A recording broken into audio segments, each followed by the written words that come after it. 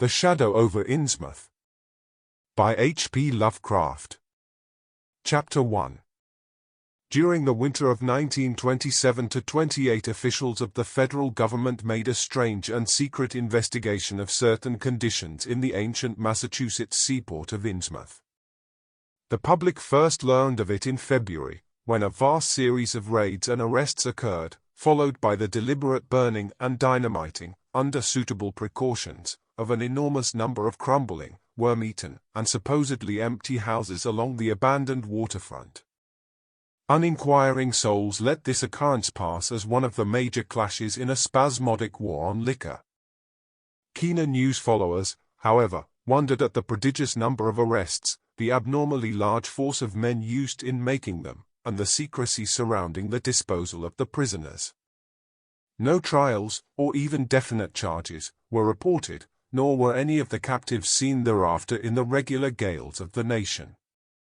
There were vague statements about disease and concentration camps, and later about dispersal in various naval and military prisons, but nothing positive ever developed. Innsmouth itself was left almost depopulated, and is even now only beginning to show signs of a sluggishly revived existence. Complaints from many liberal organizations were met with long confidential discussions, and representatives were taken on trips to certain camps and prisons. As a result, these societies became surprisingly passive and reticent.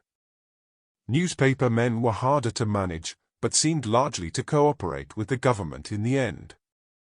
Only one paper, a tabloid always discounted because of its wild policy, mentioned the deep-diving submarine that discharged torpedoes downward in the marine abyss just beyond Devil Reef.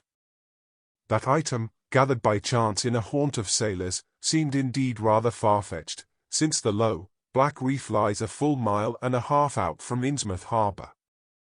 People around the country and in the nearby towns muttered a great deal among themselves, but said very little to the outer world. They had talked about dying and half-deserted Innsmouth for nearly a century, and nothing new could be wilder or more hideous than what they had whispered and hinted years before.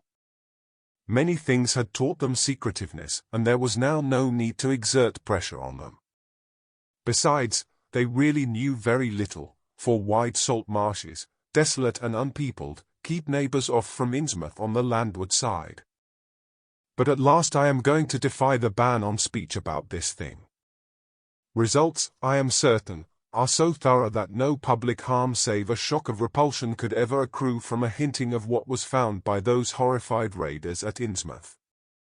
Besides, what was found might possibly have more than one explanation.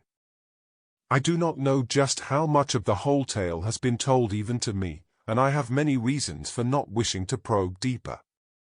For my contact with this affair has been closer than that of any other layman, and I have carried away impressions which are yet to drive me to drastic measures. It was I who fled frantically out of Innsmouth in the early morning hours of July 16, 1927, and whose frightened appeals for government inquiry and action brought on the whole reported episode. I was willing enough to stay mute while the affair was fresh and uncertain, but now that it is an old story, with public interest and curiosity gone, I have an odd craving to whisper about those few frightful hours in that ill-rumored and evilly shadowed seaport of death and blasphemous abnormality. The mere telling helps me to restore confidence in my own faculties, to reassure myself that I was not simply the first to succumb to a contagious nightmare hallucination. It helps me, too, in making up my mind regarding a certain terrible step which lies ahead of me. I never heard of Innsmouth till the day before I saw it for the first and, so far, last time. I was celebrating my coming of age by a tour of New England, sightseeing, antiquarian, and genealogical, and had planned to go directly from ancient Newburyport to Arkham, whence my mother's family was derived. I had no car, but was traveling by train, trolley, and motor coach, always seeking the cheapest possible route. In Newburyport they told me that the steam train was the thing to take to Arkham, and it was only at the station ticket office, when I demurred at the high fare, that I learned about Innsmouth. The stout, shrewd-faced agent, whose speech showed him to be no local man, seemed sympathetic toward my efforts at economy, and made a suggestion that none of my other informants had offered. "You could take that old bus, I suppose," he said with a certain hesitation, "but it ain't thought much of hereabouts. It goes through Innsmouth, you may have heard about that, and so the people don't like it. Run by an Innsmouth fellow, Joe Sargent, but never gets any custom from here, or Arkham either, I guess. Wonder it keeps running at all. I suppose it's cheap enough, but I never see more than 2 or 3 people in it, nobody but those Innsmouth folks. Leaves the square, front of Hammond's drug store, at 10 a.m. and 7 p.m. unless they've changed lately. Looks like a terrible rattletrap, I've never been on it." That was the first I ever heard of shadowed Innsmouth. Any reference to a town not shown on common maps or listed in recent guidebooks would have interested me, and the agent's odd manner of allusion roused something like real curiosity. A town able to inspire such dislike in its neighbors, I thought, must be at least rather unusual and worthy of a tourist's attention. If it came before Arkham, I would stop off there, and so I asked the agent to tell me something about it. He was very deliberate and spoke with an air of feeling slightly superior to what he said. "Innsmouth? Well, it's a queer kind of a town down at the mouth of the Monoxet. Used to be almost a city, quite a port before the War of 1812, but all gone to pieces in the last 100 years or so. No railroad now, B&M never went through, and the branch line from Rowley was given up years ago. More empty houses than there are people, I guess, and no business to speak of except fishing and lobstering. Everybody trades mostly here or in Arkham or Ipswich. Once they had quite a few mills, but nothing's left now except one gold refinery running on the leanest kind of part-time. That refinery, though, used to be a big thing. An old man Marsh, who owns it, must be richer than Croesus. Queer old duck, though, and sticks mighty close in his home. He's supposed to have developed some skin disease or deformity late in life that makes him keep out of sight. Grandson of Captain Obed Marsh, who founded the business. His mother seems to have been some kind of foreigner, they say a South Sea Islander, so everybody raised Cain when he married an Ipswich girl 50 years ago. They always do that about Innsmouth people, and folks here and hereabouts always try to cover up any Innsmouth blood they have in M. But Marsh's children and grandchildren look just like anyone else so far as I can see. I've had M pointed out to me here, though, come to think of it, the elder children don't seem to be around lately. Never saw the old man. And why is everybody so down on Innsmouth? Well, young fellow, you mustn't take too much stock in what people around here say. They're hard to get started, but once they do get started they never let up. They've been telling things about Innsmouth, whispering, mostly, for the last 100 years, I guess, and I gather they are more scared than anything else. Some of the stories would make you laugh, about old Captain Marsh driving bargains with the devil and bringing imps out of hell to live in Innsmouth, or about some kind of devil worship and awful sacrifices in some place near the wharves that people stumbled on around 1845 or thereabouts, but I come from Panton, Vermont, and that kind of story don't go down with me. You ought to hear, though, what some of the old-timers tell about the Black Reef off the coast, Devil Reef, they call it. It's well above water a good part of the time, and never much below it, but at that you could hardly call it an island. The story is that there's a whole legion of devils seen sometimes on that reef, sprawled about, or darting in and out of some kind of caves near the top. It's a rugged, uneven thing, a good bit over a mile out, and toward the end of shipping days sailors used to make big detours just to avoid it. That is, sailors that didn't hail from Innsmouth. One of the things they had against old Captain Marsh was that he was supposed to land on it sometimes at night when the tide was right. Maybe he did, for I dare say the rock formation was interesting, and it's just barely possible he was looking for pirate loot and maybe finding it, but there was talk of his dealing with diamonds there. Fact is, I guess on the whole it was really the captain that gave the bad reputation to the Reef. That was before the big epidemic of 1846, when over half the folks in Innsmouth was carried off. They never did quite figure out what the trouble was, but it was probably some foreign kind of disease brought from China or somewhere by the shipping. It surely was bad enough. There was riots over it, and all sorts of ghastly doings that I don't believe ever got outside of town, and it left the place in awful shape. Never came back. There can't be more than 300 or 400 people living there now. But the real thing behind the way folks feel is simply race prejudice, and I don't say I'm blaming those that hold it. I hate those Innsmouth folks myself, and I wouldn't care to go to their town. I suppose you know, though I can see you're a Westerner by your talk, what a lot our New England ships used to have to do with queer ports in Africa, Asia, the South Seas, and everywhere else, and what queer kinds of people they sometimes brought back with them. You've probably heard about the Salem man that came home with a Chinese wife, and maybe you know there's still a bunch of Fiji Islanders somewhere around Cape Cod. Well, there must be something like that back of the Innsmouth people. The place always was badly cut off from the rest of the country by marshes and creeks, and we can't be sure about the ins and outs of the matter, but it's pretty clear that old Captain Marsh must have brought home some odd specimens when he had all three of his ships in commission back in the 20s and 30s.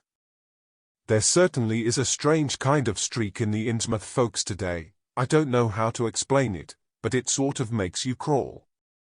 You'll notice a little in Sergeant if you take his bus. Some of them have queer narrow heads with flat noses and bulgy, starey eyes that never seem to shut, and their skin ain't quite right. Rough and scabby, and the sides of their necks are all shriveled or creased up. Get bald, too, very young. The older fellows look the worst. Fact is, I don't believe I've ever seen a very old chap of that kind. Guess they must die of looking in the glass. Animals hate them. They used to have lots of horse trouble before autos came in. Nobody around here or in Arkham or Ipswich will have anything to do with them, and they act kind of offish themselves when they come to town or when anyone tries to fish on their grounds. Queer how fish are always thick off Innsmouth Harbour when there ain't any anywhere else around, but just try to fish there yourself and see how the folks chase you off. Those people used to come here on the railroad, walking and taking the train at Rowley after the branch was dropped, but now they use that bus.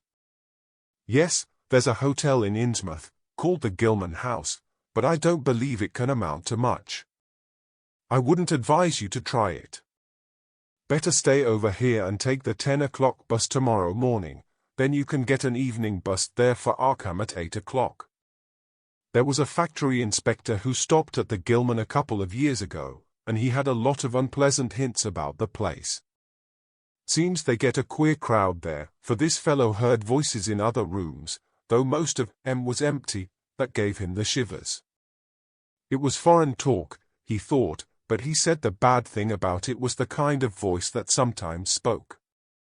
It sounded so unnatural, slopping-like, he said, that he didn't dare undress and go to sleep. Just waited up and lit out the first thing in the morning.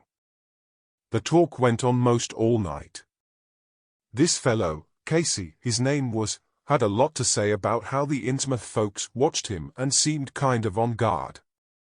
He found the Marsh refinery a queer place. It's in an old mill on the lower falls of the Monuxet. What he said tallied up with what I'd heard. Books in bad shape, and no clear account of any kind of dealings. You know, it's always been a kind of mystery where the Marshes get the gold they refine. They've never seemed to do much buying in that line, but years ago they shipped out an enormous lot of ingots. Used to be talk of a queer foreign kind of jewelry that the sailors and refinery men sometimes sold on the sly, or that was seen once or twice on some of the Marsh women folks. People allowed maybe old Captain Obed traded for it in some heathen port, especially since he was always ordering stacks of glass beads and trinkets such as seafaring men used to get for native trade. Others thought and still think he'd found an old pirate cache-out on Devil Reef. But here's a funny thing. The old captain's been dead these 60 years, and there ain't been a good-sized ship out of the place since the Civil War, but just the same the Marshes still keep on buying a few of those native trade things, mostly glass and rubber gewgaws, they tell me. Maybe the Innsmouth folks like them to look at themselves, good knows they've gotten to be about as bad as South Sea cannibals and Guinea savages. That plague of 46 must have taken off the best blood in the place. Anyway, they're a doubtful lot now, and the Marshes and the other rich folks are as bad as any. As I told you, there probably ain't more than 400 people in the whole town in spite of all the streets they say there are. I guess they are what they call white trash down south, lawless and sly, and full of secret doings. They get a lot of fish and lobsters and do exporting by truck. Queer how the fish swarm right there and nowhere else. Nobody can ever keep track of these people, and state school officials and census men have a devil of a time. You can bet that prying strangers ain't welcome around Innsmouth.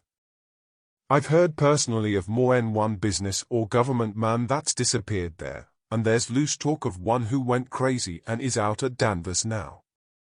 They must have fixed up some awful scare for that fellow. That's why I wouldn't go at night if I was you. I've never been there and have no wish to go, but I guess a daytime trip couldn't hurt you, even though the people hereabouts will advise you not to make it. If you're just sightseeing and looking for old-time stuff, Innsmouth ought to be quite a place for you. And so I spent part of that evening at the Newburyport Public Library looking up data about Innsmouth. When I had tried to question the natives in the shops, the lunchroom, the garages, and the fire station, I had found them even harder to get started than the ticket agent had predicted, and realized that I could not spare the time to overcome their first instinctive reticences. They had a kind of obscure suspiciousness, as if there was something amiss with anyone too much interested in Innsmouth. At the YMCA, where I was stopping, the clerk merely discouraged my going to such a dismal, decadent place, and the people at the library showed much the same attitude. Clearly, in the eyes of the educated, Innsmouth was merely an exaggerated case of civic degeneration.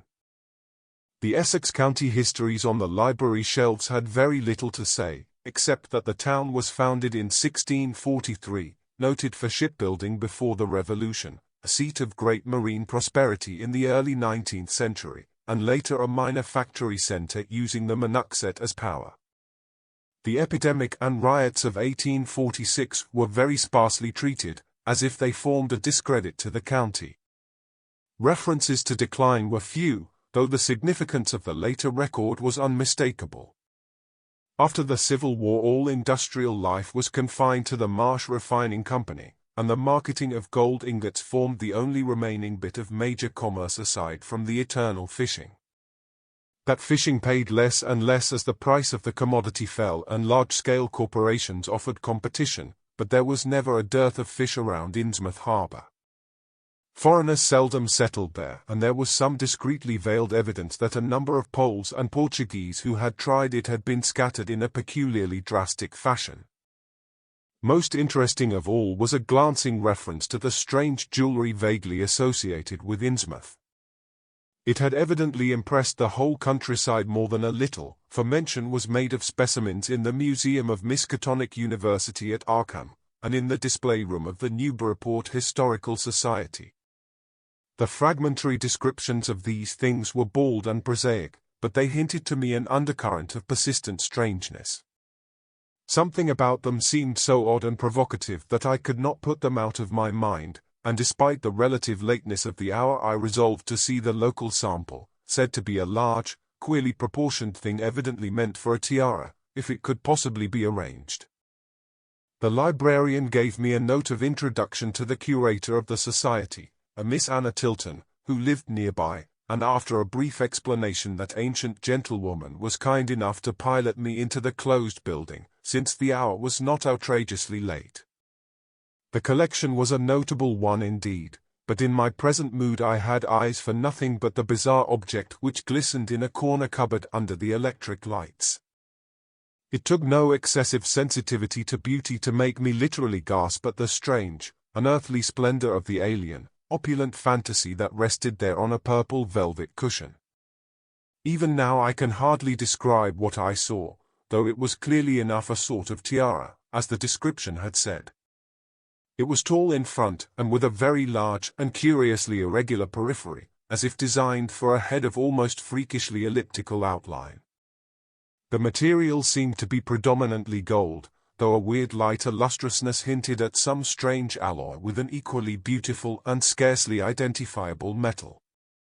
Its condition was almost perfect, and one could have spent hours in studying the striking and puzzlingly untraditional designs, some simply geometrical and some plainly marine, chased or molded in high relief on its surface with a craftsmanship of incredible skill and grace. The longer I looked, the more the thing fascinated me, and in this fascination there was a curiously disturbing element hardly to be classified or accounted for. At first I decided that it was the queer otherworldly quality of the art which made me uneasy. All other art objects I had ever seen either belonged to some known racial or national stream, or else were consciously modernistic defiances of every recognized stream. This tiara was neither.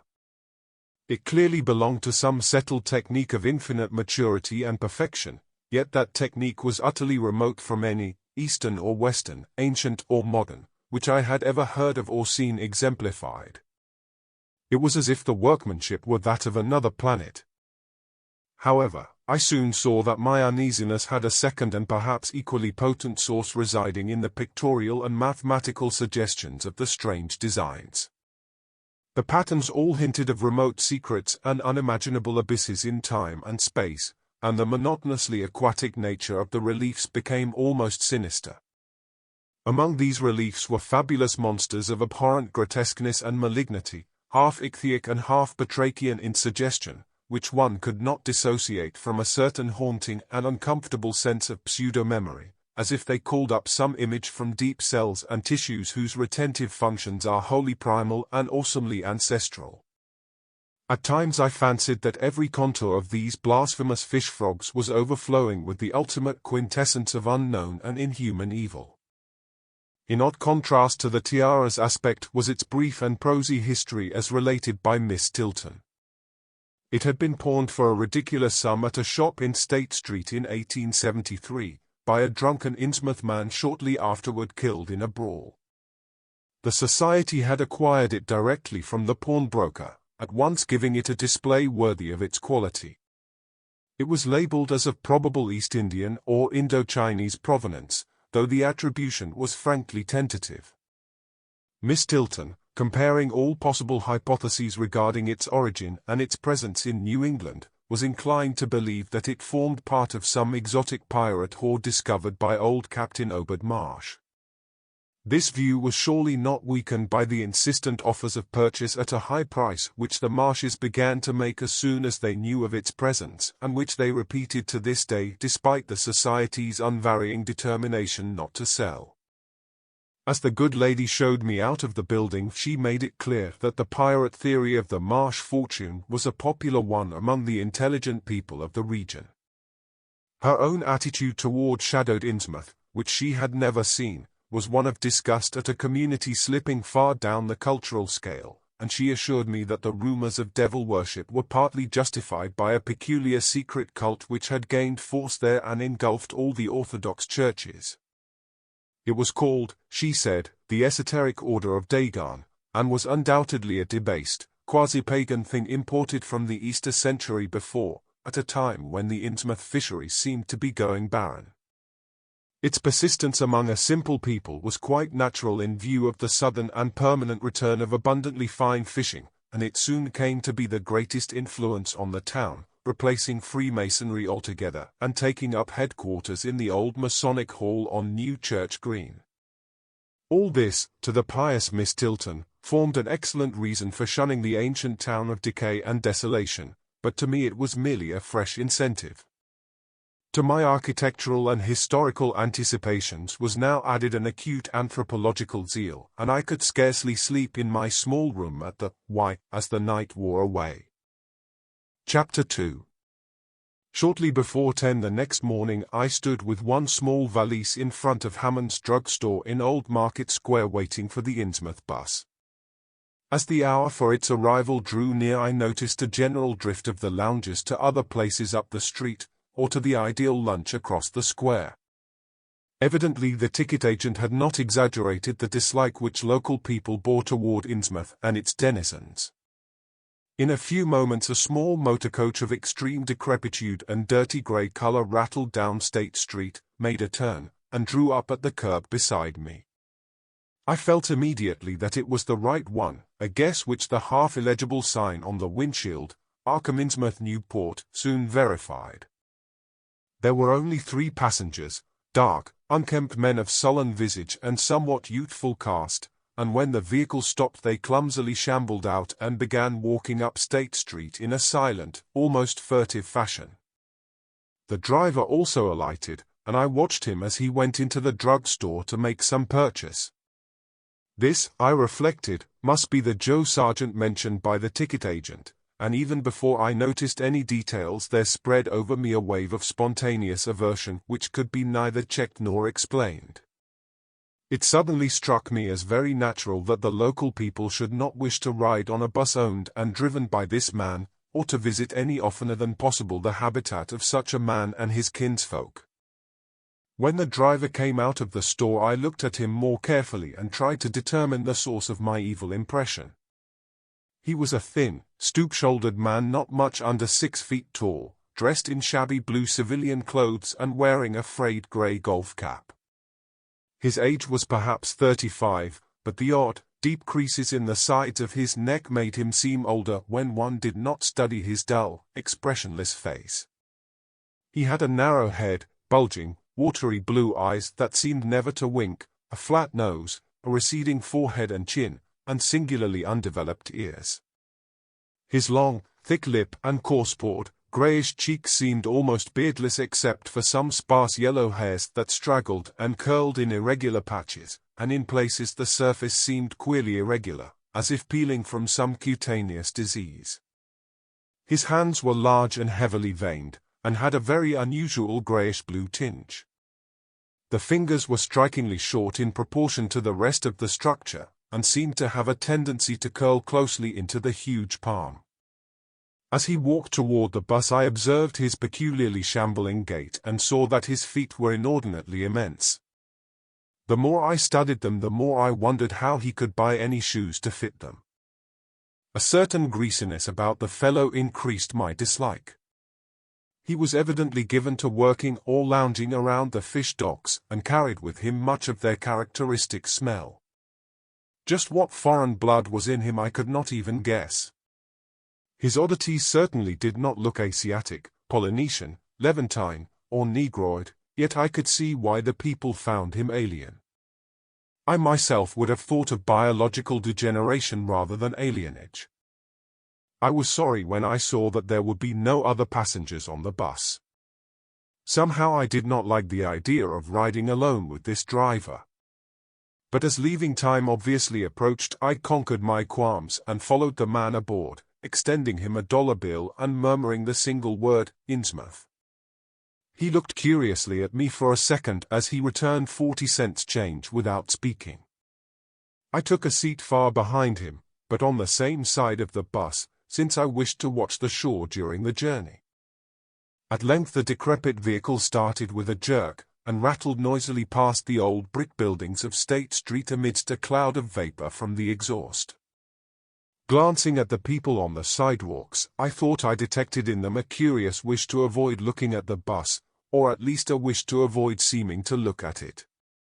Then we turned to the left into High Street, where the going was smoother, flying by stately old mansions of the early Republic and still older colonial farmhouses, passing the Lower Green and Parker River, and finally emerging into a long, monotonous stretch of open shore country.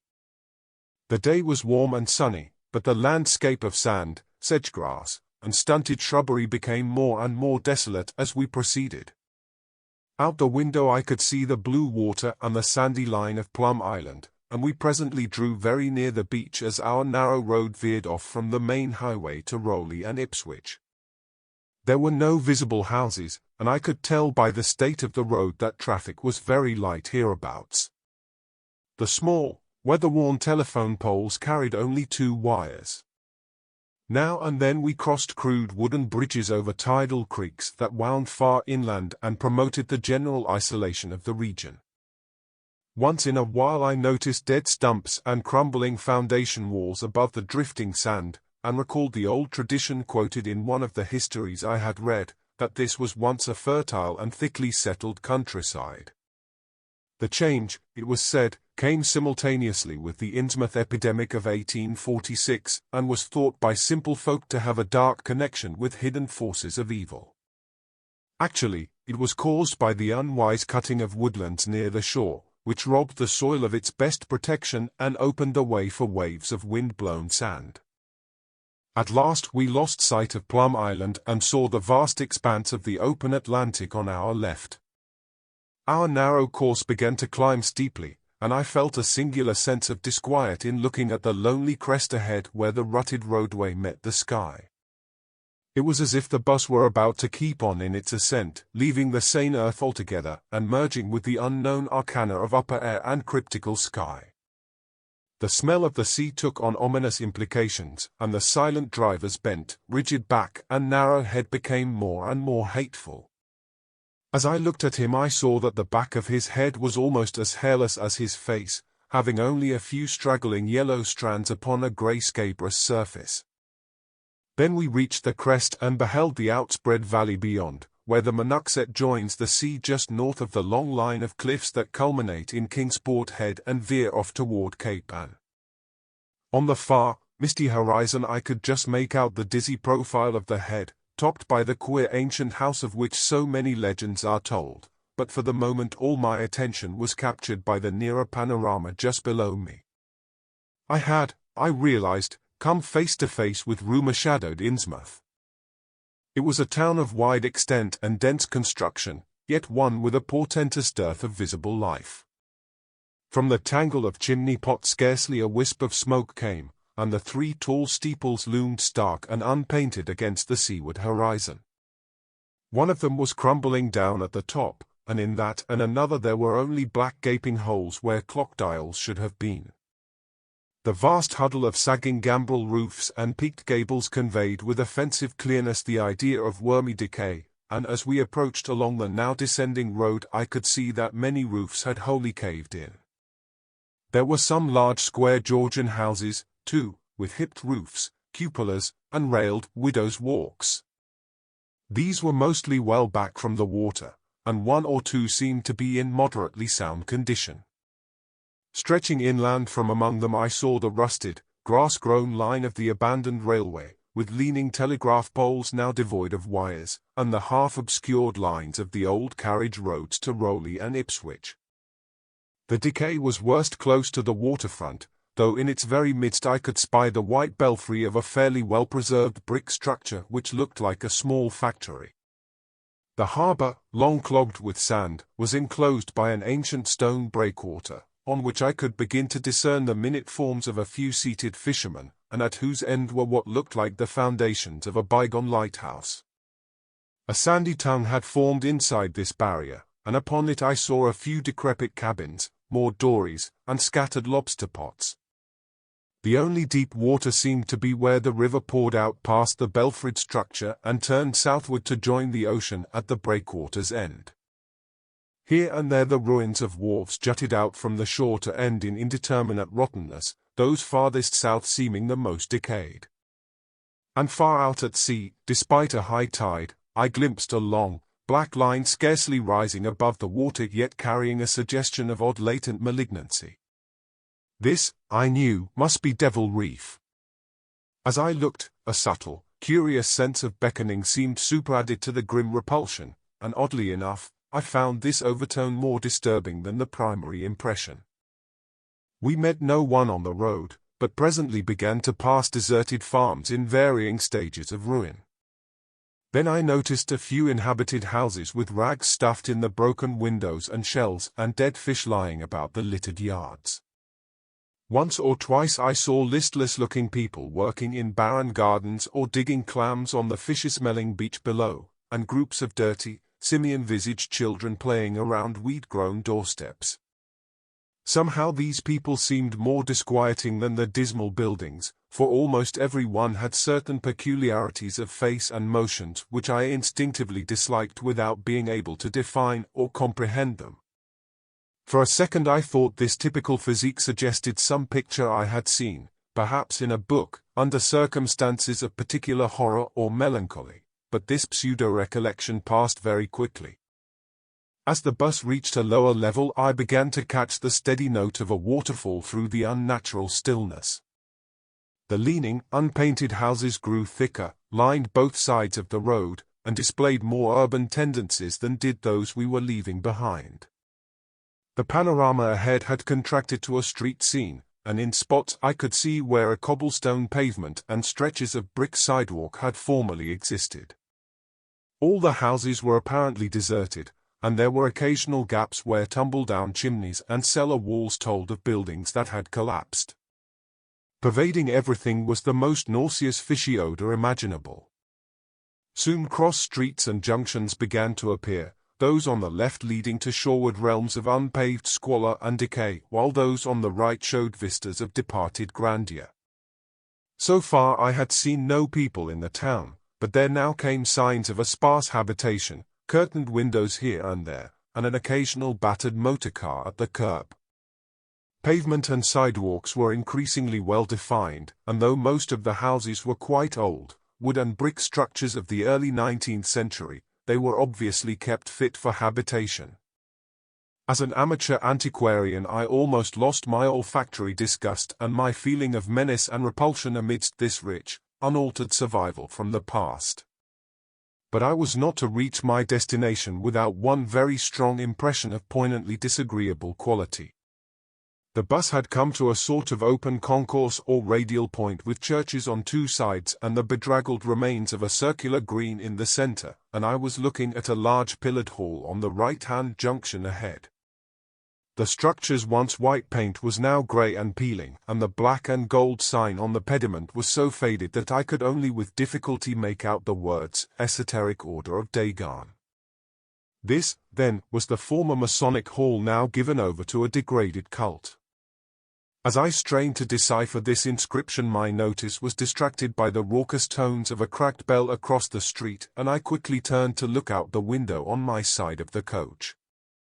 The sound came from a squat-towered stone church of manifestly later date than most of the houses, built in a clumsy Gothic fashion and having a disproportionately high basement with shuttered windows. Though the hands of its clock were missing on the side I glimpsed, I knew that those hoarse strokes were telling the hour of 11. Then suddenly all thoughts of time were blotted out by an onrushing image of sharp intensity and unaccountable horror which had seized me before I knew what it really was. The door of the church basement was open, revealing a rectangle of blackness inside. And as I looked, a certain object crossed or seemed to cross that dark rectangle, burning into my brain a momentary conception of nightmare which was all the more maddening because analysis could not show a single nightmarish quality in it. It was a living object, the first except the driver that I had seen since entering the compact part of the town, and had I been in a steadier mood I would have found nothing whatever of terror in it. Clearly, as I realized a moment later, it was the pastor, clad in some peculiar vestments doubtless introduced since the Order of Dagon had modified the ritual of the local churches. The thing which had probably caught my first subconscious glance and supplied the touch of bizarre horror was the tall tiara he wore, an almost exact duplicate of the one Miss Tilton had shown me the previous evening. This, acting on my imagination, had supplied namelessly sinister qualities to the indeterminate face and robed, shambling form beneath it. There was not, I soon decided, any reason why I should have felt that shuddering touch of evil pseudo-memory. Was it not natural that a local mystery cult should adopt among its regimentals a unique type of headdress made familiar to the community in some strange way, perhaps as treasure trove. A very thin sprinkling of repellent-looking youngish people now became visible on the sidewalks, lone individuals, and silent knots of 2 or 3.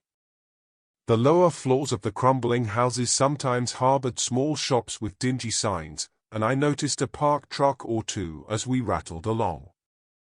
The sound of waterfalls became more and more distinct, and presently I saw a fairly deep river gorge ahead, spanned by a wide, iron-railed highway bridge beyond which a large square opened out. As we clanked over the bridge I looked out on both sides and observed some factory buildings on the edge of the grassy bluff or part way down. The water far below was very abundant, and I could see 2 vigorous sets of falls upstream on my right and at least 1 downstream on my left. From this point the noise was quite deafening. Then we rolled into the large semicircular square across the river and drew up on the right-hand side in front of a tall, cupola-crowned building with remnants of yellow paint and with a half-effaced sign proclaiming it to be the Gilman House. I was glad to get out of that bus, and at once proceeded to check my valise in the shabby hotel lobby. There was only one person in sight, an elderly man without what I had come to call the Innsmouth look, and I decided not to ask him any of the questions which bothered me, remembering that odd things had been noticed in this hotel. Instead, I strolled out on the square, from which the bus had already gone, and studied the scene minutely and appraisingly. One side of the cobblestoned open space was the straight line of the river, the other was a semicircle of slant-roofed brick buildings of about the 1800 period, from which several streets radiated away to the southeast, south, and southwest. Lamps were depressingly few and small, all low-powered incandescents, and I was glad that my plans called for departure before dark, even though I knew the moon would be bright. The buildings were all in fair condition, and included perhaps a dozen shops in current operation, of which one was a grocery of the first national chain, others a dismal restaurant, a drug store, and a wholesale fish dealer's office, and still another, at the eastern extremity of the square near the river, an office of the town's only industry, the Marsh Refining Company. There were perhaps 10 people visible, and 4 or 5 automobiles and motor trucks stood scattered about. I did not need to be told that this was the civic center of Innsmouth. Eastward I could catch blue glimpses of the harbor, against which rose the decaying remains of 3 once beautiful Georgian steeples. And toward the shore on the opposite bank of the river I saw the white belfry surmounting what I took to be the Marsh Refinery. For some reason or other I chose to make my first inquiries at the chain grocery, whose personnel was not likely to be native to Innsmouth. I found a solitary boy of about 17 in charge, and was pleased to note the brightness and affability which promised cheerful information. He seemed exceptionally eager to talk, and I soon gathered that he did not like the place, its fishy smell, or its furtive people. A word with any outsider was a relief to him. He hailed from Arkham, boarded with a family who came from Ipswich, and went back home whenever he got a moment off. His family did not like him to work in Innsmouth, but the chain had transferred him there and he did not wish to give up his job. There was, he said, no public library or chamber of commerce in Innsmouth, but I could probably find my way about. The street I had come down was Federal. West of that were the fine old residence streets, Broad, Washington, Lafayette, and Adams, and east of it were the shoreward slums. It was in these slums, along Main Street, that I would find the old Georgian churches, but they were all long abandoned. It would be well not to make oneself too conspicuous in such neighborhoods, especially north of the river, since the people were sullen and hostile. Some strangers had even disappeared. Certain spots were almost forbidden territory, as he had learned at considerable cost. One must not, for example, linger much around the Marsh Refinery, or around any of the still-used churches, or around the pillared order of Dagon Hall at New Church Green. Those churches were very odd, all violently disavowed by their respective denominations elsewhere, and apparently using the queerest kind of ceremonials and clerical vestments. Their creeds were heterodox and mysterious, involving hints of certain marvelous transformations leading to bodily immortality, of a sort, on this earth.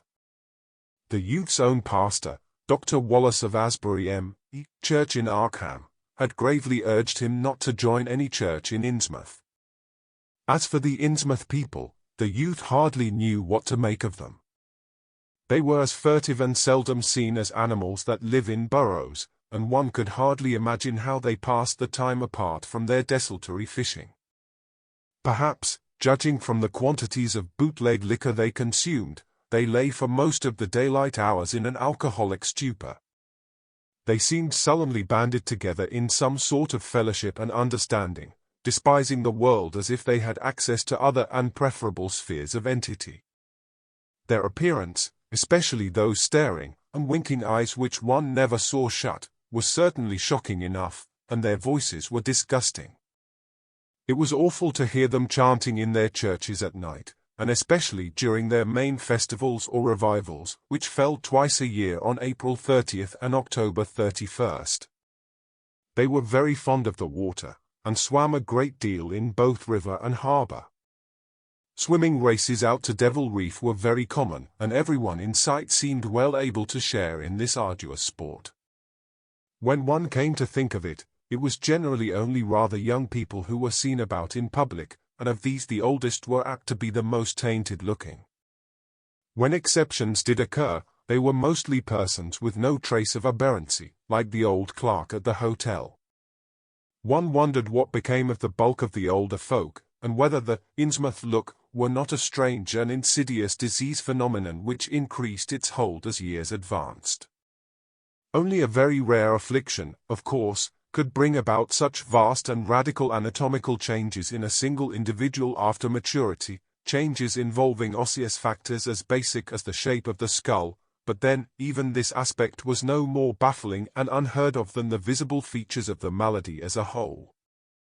It would be hard, the youth implied, to form any real conclusions regarding such a matter, since one never came to know the natives personally no matter how long one might live in Innsmouth. The youth was certain that many specimens even worse than the worst visible ones were kept locked indoors in some places. People sometimes heard the queerest kind of sounds. The tottering waterfront hovels north of the river were reputedly connected by hidden tunnels, being thus a veritable warren of unseen abnormalities. What kind of foreign blood, if any, these beings had, it was impossible to tell. They sometimes kept certain especially repulsive characters out of sight when government agents and others from the outside world came to town. It would be of no use, my informant said, to ask the natives anything about the place. The only one who would talk was a very aged but normal-looking man who lived at the poorhouse on the north rim of the town and spent his time walking about or lounging around the fire station. This hoary character, Zadok Allen, was 96 years old and somewhat touched in the head, besides being the town drunkard. He was a strange, furtive creature who constantly looked over his shoulder as if afraid of something, and when sober could not be persuaded to talk at all with strangers. He was, however, unable to resist any offer of his favorite poison, and once drunk would furnish the most astonishing fragments of whispered reminiscence. After all, though, little useful data could be gained from him, since his stories were all insane, incomplete hints of impossible marvels and horrors which could have no source save in his own disordered fancy. Nobody ever believed him, but the natives did not like him to drink and talk with strangers, and it was not always safe to be seen questioning him. It was probably from him that some of the wildest popular whispers and delusions were derived. Several non-native residents had reported monstrous glimpses from time to time, but between old Zadok's tales and the malformed denizens it was no wonder such illusions were current. None of the non-natives ever stayed out late at night, there being a widespread impression that it was not wise to do so. Besides, the streets were loathsomely dark. As for business, the abundance of fish was certainly almost uncanny, but the natives were taking less and less advantage of it. Moreover, prices were falling and competition was growing. Of course, the town's real business was the refinery, whose commercial office was on the square only a few doors east of where we stood. Old Man Marsh was never seen, but sometimes went to the works in a closed, curtained car. There were all sorts of rumors about how Marsh had come to look. He had once been a great dandy, and people said he still wore the frock-coated finery of the Edwardian age, curiously adapted to certain deformities. His sons had formerly conducted the office in the square, but latterly they had been keeping out of sight a good deal and leaving the brunt of affairs to the younger generation. The sons and their sisters had come to look very queer, especially the elder ones, and it was said that their health was failing. One of the Marsh daughters was a repellent, reptilian-looking woman who wore an excess of weird jewelry clearly of the same exotic tradition as that to which the strange tiara belonged. My informant had noticed it many times, and had heard it spoken of as coming from some secret hoard, either of pirates or of diamonds. The clergymen, or priests, or whatever they were called nowadays, also wore this kind of ornament as a headdress, but one seldom caught glimpses of them. Other specimens the youth had not seen, though many were rumored to exist around Innsmouth. The Marshes, together with the other 3 gently bred families of the town, the Waits, the Gilmans, and the Elliots, were all very retiring. They lived in immense houses along Washington Street, and several were reputed to harbor in concealment certain living kinsfolk whose personal aspect forbade public view, and whose deaths had been reported and recorded. Warning me that many of the street signs were down, the youth drew for my benefit a rough but ample and painstaking sketch map of the town's salient features. After a moment's study I felt sure that it would be of great help, and pocketed it with profuse thanks. Disliking the dinginess of the single restaurant I had seen, I bought a fair supply of cheese crackers and ginger wafers to serve as a lunch later on. My program, I decided, would be to thread the principal streets, talk with any non-natives I might encounter, and catch the 8 o'clock coach for Arkham. The town, I could see, formed a significant and exaggerated example of communal decay, but being no sociologist I would limit my serious observations to the field of architecture. Thus I began my systematic though half-bewildered tour of Innsmouth's narrow, shadow-blighted ways.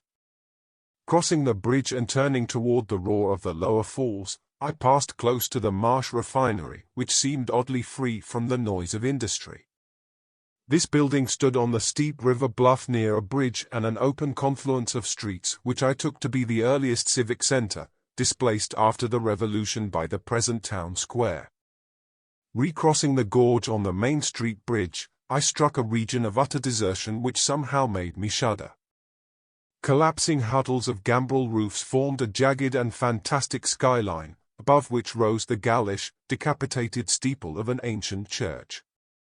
Some houses along Main Street were tenanted, but most were tightly boarded up.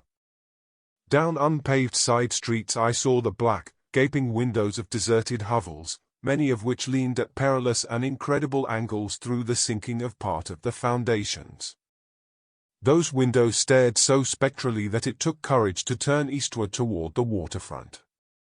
Certainly, the terror of a deserted house swells in geometrical rather than arithmetical progression as houses multiply to form a city of stark desolation.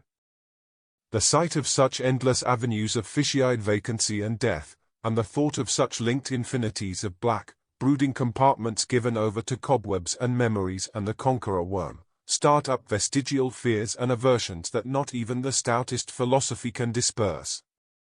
Fish Street was as deserted as Main, though it differed in having many brick and stone warehouses still in excellent shape. Water Street was almost its duplicate, save that there were great seaward gaps where wharves had been. Not a living thing did I see, except for the scattered fishermen on the distant breakwater, and not a sound did I hear save the lapping of the harbour tides and the roar of the falls in the Monuxet. The town was getting more and more on my nerves, and I looked behind me furtively as I picked my way back over the tottering Water Street Bridge. The Fish Street Bridge, according to the sketch, was in ruins. North of the river there were traces of squalid life, active fish-packing houses in Water Street, smoking chimneys and patched roofs here and there, occasional sounds from indeterminate sources, and infrequent shambling forms in the dismal streets and unpaved lanes, but I seemed to find this even more oppressive than the southerly desertion. For one thing, the people were more hideous and abnormal than those near the center of the town, so that I was several times evilly reminded of something utterly fantastic which I could not quite place. Undoubtedly the alien strain in the Innsmouth folk was stronger here than farther inland, unless, indeed, the Innsmouth look were a disease rather than a blood strain, in which case this district might be held to harbor the more advanced cases. One detail that annoyed me was the distribution of the few faint sounds I heard. They ought naturally to have come wholly from the visibly inhabited houses, yet in reality were often strongest inside the most rigidly boarded-up facades. There were creakings, scurryings, and hoarse doubtful noises, and I thought uncomfortably about the hidden tunnels suggested by the grocery boy. Suddenly I found myself wondering what the voices of those denizens would be like. I had heard no speech so far in this quarter, and was unaccountably anxious not to do so. Pausing only long enough to look at two fine but ruinous old churches at Main and Church Streets, I hastened out of that vile waterfront slum. My next logical goal was New Church Green, but somehow or other I could not bear to repass the church in whose basement I had glimpsed the inexplicably frightening form of that strangely diademed priest or pastor. Besides, the grocery youth had told me that the churches, as well as the Order of Dagon Hall, were not advisable neighborhoods for strangers. Accordingly I kept north along Main to Martin, then turning inland, crossing Federal Street safely north of the Green, and entering the decayed patrician neighborhood of Northern Broad, Washington, Lafayette, and Adams Streets. Though these stately old avenues were ill-surfaced and unkempt, their elm-shaded dignity had not entirely departed. Mansion after mansion claimed my gaze, most of them decrepit and boarded up amidst neglected grounds, but one or two in each street showing signs of occupancy. In Washington Street there was a row of 4 or 5 in excellent repair and with finely tended lawns and gardens. The most sumptuous of these, with wide terraced parterres extending back the whole way to Lafayette Street, I took to be the home of Old Man Marsh, the afflicted refinery owner. In all these streets no living thing was visible, and I wondered at the complete absence of cats and dogs from Innsmouth. Another thing which puzzled and disturbed me, even in some of the best preserved mansions, was the tightly shuttered condition of many third-story and attic windows. Furtiveness and secretiveness seemed universal in this hushed city of alienage and death, and I could not escape the sensation of being watched from ambush on every hand by sly, staring eyes that never shut. I shivered as the cracked stroke of 3 sounded from a belfry on my left. Too well did I recall the squat church from which those notes came. Following Washington Street toward the river, I now faced a new zone of former industry and commerce, noting the ruins of a factory ahead, and seeing others, with the traces of an old railway station and covered railway bridge beyond, up the gorge on my right. The uncertain bridge now before me was posted with a warning sign, but I took the risk and crossed again to the south bank where traces of life reappeared. Furtive, shambling creatures stared cryptically in my direction, and more normal faces eyed me coldly and curiously. Innsmouth was rapidly becoming intolerable, and I turned down Payne Street toward the square in the hope of getting some vehicle to take me to Arkham before the still distant starting time of that sinister bus. It was then that I saw the tumble-down fire station on my left, and noticed the red-faced, bushy-bearded, watery-eyed old man in nondescript rags who sat on a bench in front of it talking with a pair of unkempt but not abnormal-looking firemen. This, of course, must be Zadok Allen, the half-crazed, liquorish nonagenarian whose tales of old Innsmouth and its shadow were so hideous and incredible. Chapter 3. It must have been some imp of the perverse, or some sardonic pull from dark, hidden sources, which made me change my plans as I did.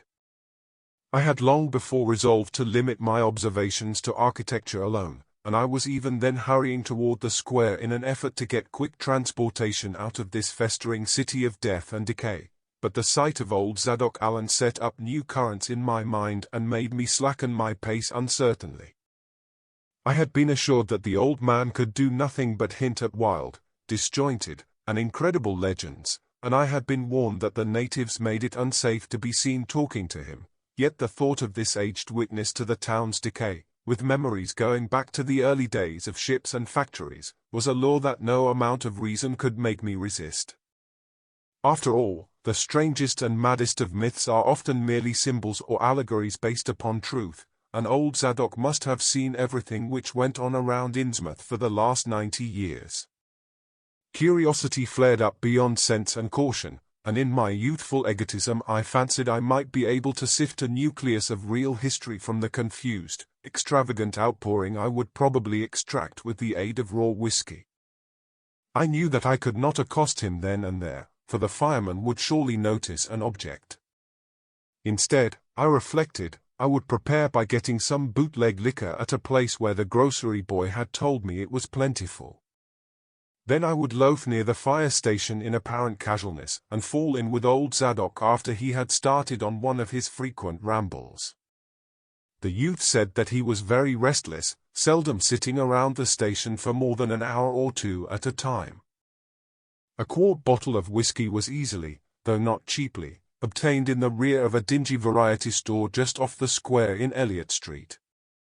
The dirty-looking fellow who waited on me had a touch of the staring, Innsmouth look, but was quite civil in his way, being perhaps used to the custom of such convivial strangers, truckmen, gold buyers, and the like, as were occasionally in town. Re-entering the square I saw that luck was with me, for, shuffling out of Payne Street around the corner of the Gilman house, I glimpsed nothing less than the tall, lean, tattered form of old Zadok Allen himself. In accordance with my plan, I attracted his attention by brandishing my newly purchased bottle, and soon realized that he had begun to shuffle wistfully after me as I turned into Waite Street on my way to the most deserted region I could think of. I was steering my course by the map the grocery boy had prepared, and was aiming for the wholly abandoned stretch of southern waterfront which I had previously visited. The only people in sight there had been the fishermen on the distant breakwater, and by going a few squares south I could get beyond the range of these, finding a pair of seats on some abandoned wharf and being free to question old Zadok unobserved for an indefinite time. Before I reached Main Street I could hear a faint and wheezy, "Hey, mister," behind me, and I presently allowed the old man to catch up and take copious pulls from the quart bottle. I began putting out feelers as we walked along to Water Street and turned southward amidst the omnipresent desolation and crazily tilted ruins, but found that the aged tongue did not loosen as quickly as I had expected. At length I saw a grass-grown opening toward the sea between crumbling brick walls, with the weedy length of an earth and masonry wharf projecting beyond. Piles of moss-covered stones near the water promised tolerable seats, and the scene was sheltered from all possible view by a ruined warehouse on the north. Here, I thought, was the ideal place for a long secret colloquy, so I guided my companion down the lane and picked out spots to sit in among the mossy stones. The air of death and desertion was ghoulish, and the smell of fish almost insufferable, but I was resolved to let nothing deter me. About 4 hours remained for conversation if I were to catch the 8 o'clock coach for Arkham, and I began to dole out more liquor to the ancient tippler, meanwhile eating my own frugal lunch. In my donations I was careful not to overshoot the mark, for I did not wish Zadok's vinous garrulousness to pass into a stupor. After an hour his furtive taciturnity showed signs of disappearing, but much to my disappointment he still sidetracked my questions about Innsmouth and its shadow-haunted past. He would babble of current topics, revealing a wide acquaintance with newspapers and a great tendency to philosophize in a sententious village fashion. Toward the end of the second hour I feared my quart of whiskey would not be enough to produce results, and was wondering whether I had better leave old Zadok and go back for more. Just then, however, chance made the opening which my questions had been unable to make, and the wheezing ancient's rambling took a turn that caused me to lean forward and listen alertly. My back was toward the fishy-smelling sea, but he was facing it, and something or other had caused his wandering gaze to light on the low, distant line of Devil Reef, then showing plainly and almost fascinatingly above the waves. The sight seemed to displease him, for he began a series of weak curses which ended in a confidential whisper and a knowing leer. He bent toward me, took hold of my coat lapel, and hissed out some hints that could not be mistaken. Thus war it all begun, that cursed place of all wickedness where the deep water starts. Gate o' hell, sheer drop down to a bottom no sound in line kin tech.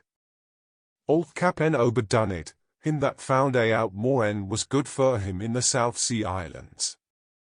Everybody was in a bad way them days. Trade falling off, mills losing business, even the new ones, and the best of our men folks killed a privateer in the War of 1812 or lost with the Elizy brig and the Ranger Snow, both of M. Gilman Venters. Obed Marsh he had 3 ships afloat, Brigantine Columbia, Brig Hetty, and Bark Sumatry Queen. He was the only one as kept on with the East Indian Pacific trade, though Esdras Martin's barkentine Malay Pride made a venture as late as 28.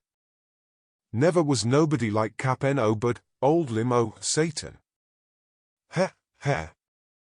I can mind him telling about foreign parts, and calling all the folk stupid for going to Christian meeting, and bearing their burdens meek and lowly. Says they'd oughta git better gods like some o' the folks in the Inges, gods as you'd bring good fishin' in return for their sacrifices, and you'd really answer folks' prayers. Matt Elliott, his first mate, talked a lot, too, only he was agin folks doing any heathen things. Told about an island east of Otay where they was a lot o' stone ruins older than anybody knew anything about, kind o' like them on Ponape, in the Carolines, but with carvings of faces that looked like the big statues on Easter Island. They was a little volcanic island near there, too, where they was other ruins with different rent carvings, ruins all wore away like they'd been under the sea onked, and with pictures of awful monsters all over 'em. Wall, sir, Matt he says the natives around there had all the fish they could catch, and sported bracelets and armlets and head rigs made out of a queer kind o' gold and covered with pictures o' monsters just like the ones carved over the ruins on the little island, sort of fish-like frogs or frog-like fishes that was drawed in all kinds o' positions like they was human beings. Nobody could git out o' them where they got all the stuff, and all the other natives wondered how they managed to find fish in plenty even when the very next islands had lean pickings. Matt he got to wondering, too, and so did Cap'n Obed. Obed he notices, besides, that lots of the handsome young folks you drop out o' sight for good from year to year, and that they want many old folks around. Also, he thinks some of the folks looks derned queer even for Kanakies.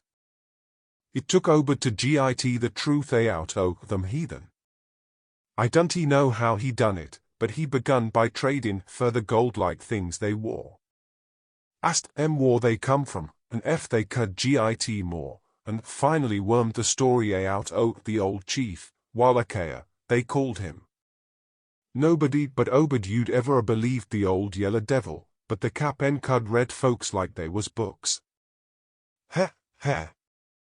Nobody never believes me now when I tell 'em, and I don't suppose you will, young fella, though come to look at ye have kind o' got them sharp reading eyes like Obed had. The old man's whisper grew fainter, and I found myself shuddering at the terrible and sincere portentousness of his intonation, even though I knew his tale could be nothing but drunken fantasy. Wall, sir, Obed he learned that they's things on this earth as most folks never heard about, and wouldn't believe if they did hear. It seems these Kanakies was sacrificing heaps o' their young men and maidens to some kind o' god things that lived under the sea, and getting all kinds o' favor in return. They met the things on the little islet with the queer ruins, and it seems them awful pictures o' frogfish monsters was supposed to be pictures o' these things. Meb they was the kind o' critters as got all the mermaid stories and sex started.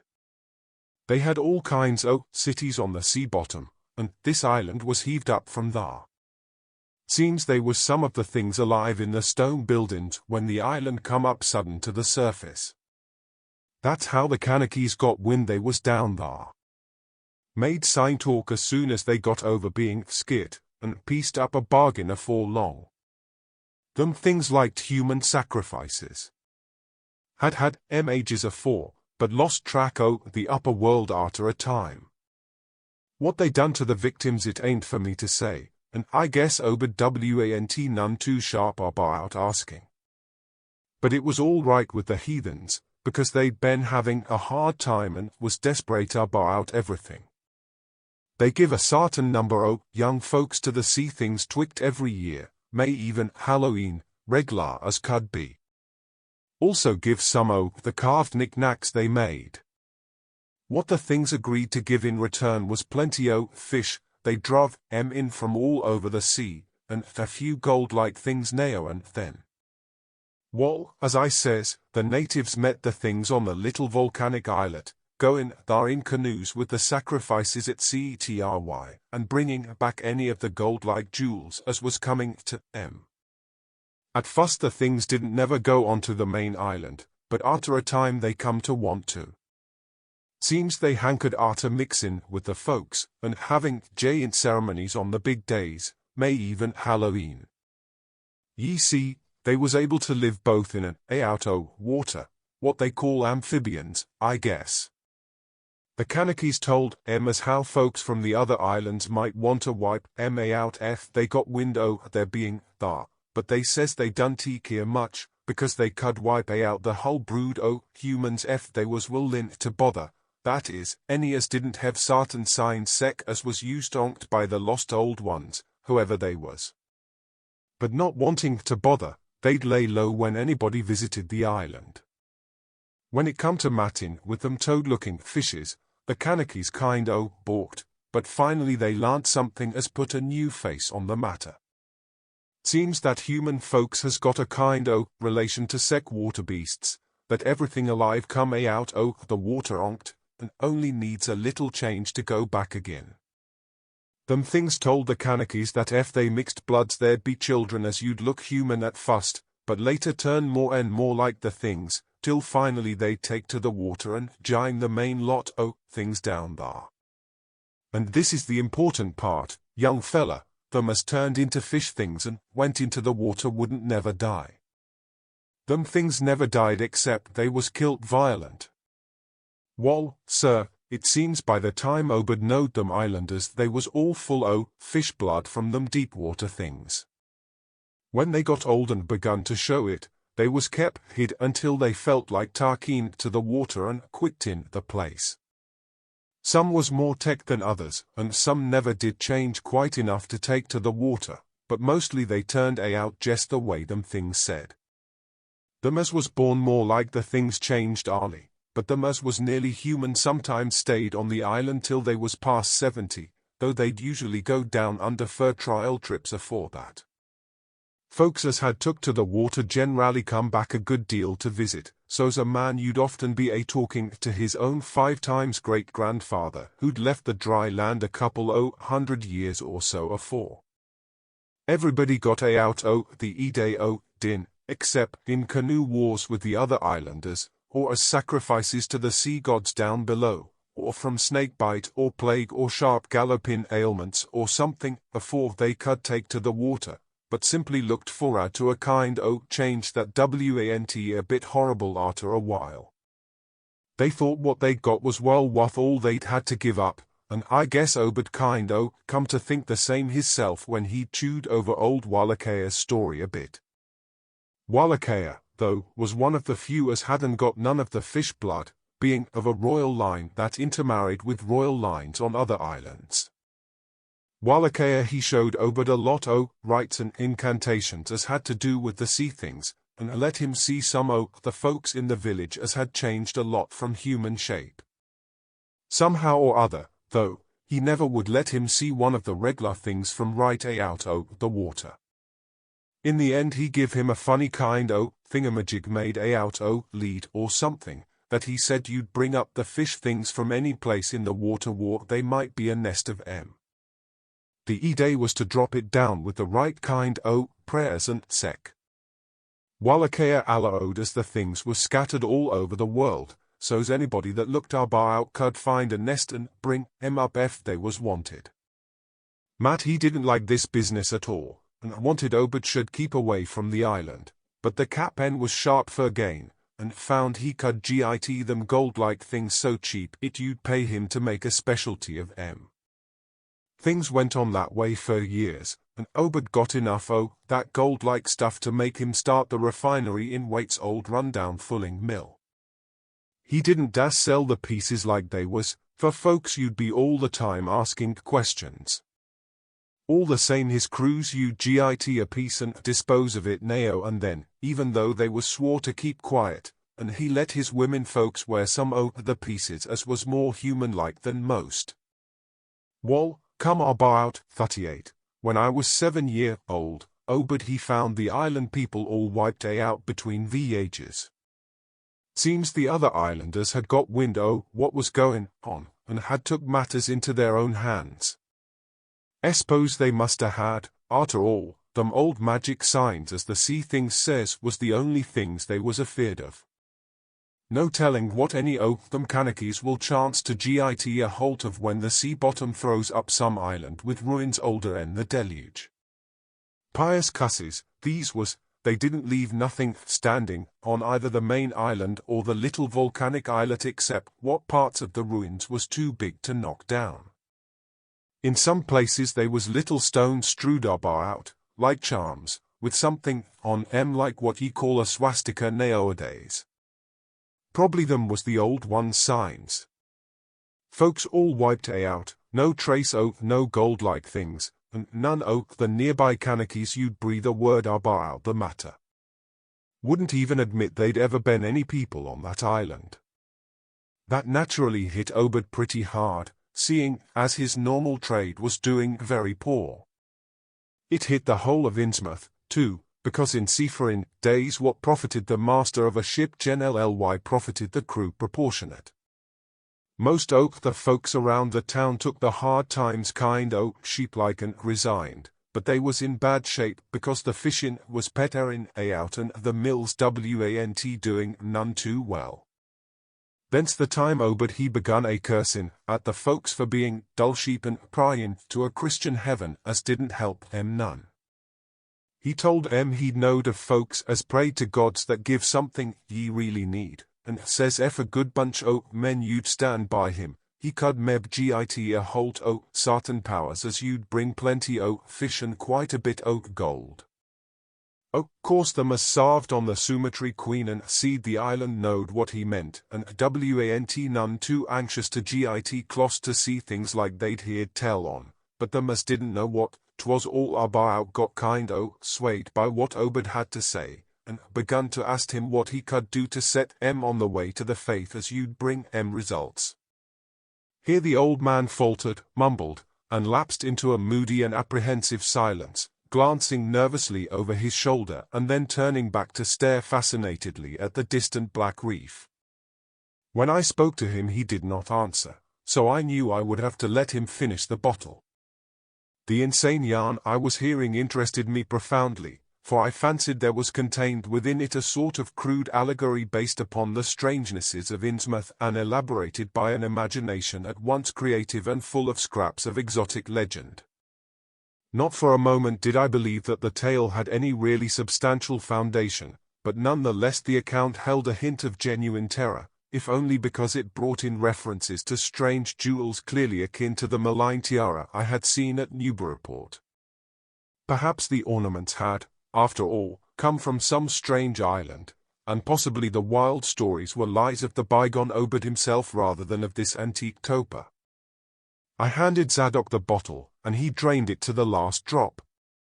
It was curious how he could stand so much whiskey, for not even a trace of thickness had come into his high, wheezy voice. He licked the nose of the bottle and slipped it into his pocket, then beginning to nod and whisper softly to himself. I bent close to catch any articulate words he might utter, and thought I saw a sardonic smile behind the stained, bushy whiskers. Yes, he was really forming words, and I could grasp a fair proportion of them.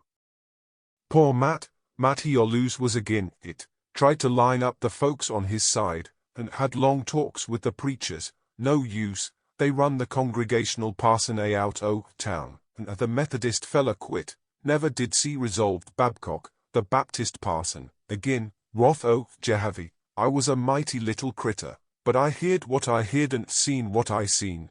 Dagon and Ashtoreth, Belial and Beelzebub, golden calf and the idols o' Canaan and the Philistines, Babylonish abominations, mean, Tekel. A parson. He stopped again, and from the look in his watery blue eyes I feared he was close to a stupor after all. But when I gently shook his shoulder he turned on me with astonishing alertness and snapped out some more obscure phrases. "Don't he believe me, hey? Heh, then just tell me, young fella, why Cap'n Obed and 20-odd other folks used to row out to Devil Reef in the dead o' night and chant things so loud ye could hear 'em all over town when the wind was right. Tell me that, hey? And tell me why Obed was always dropping heavy things down into the deep water t'other side o' the reef where the bottom shoots down like a cliff lower en ye kin sound. Tell me what he done with that funny-shaped lead thingamajig as Wallachia give him. Hey, boy? And what did they all howl on May Eve, and again the next Halloween? And why the new church parsons, fellas as used to be sailors, wear them queer robes and cover theirselves with them gold-like things Obed brung? Hey? The watery blue eyes were almost savage and maniacal now, and the dirty white beard bristled electrically. Old Zadok probably saw me shrink back, for he had begun to cackle evilly. Heh. Beginning to see, hey? Maybe you'd like to abend me in them days, when I seed things at night out to sea from the cupola top o' my house. Oh, I can tell ye, little pitchers have big ears, and I want missing nothing. Oh, what was gossiped about Cap'n Obed and the folks out to the reef? Heh. How about the night I took my PA's ship's glass up to the cupola and seed the reef bristling thick with shapes that dove off quick soon's the moon rise? Obed and the folks was in a dory, but them shapes dove off the far side into the deep water and never come up. How'd ye like to be a little shaver alone up in a cupola watching shapes as want human shapes? Hey? Heh.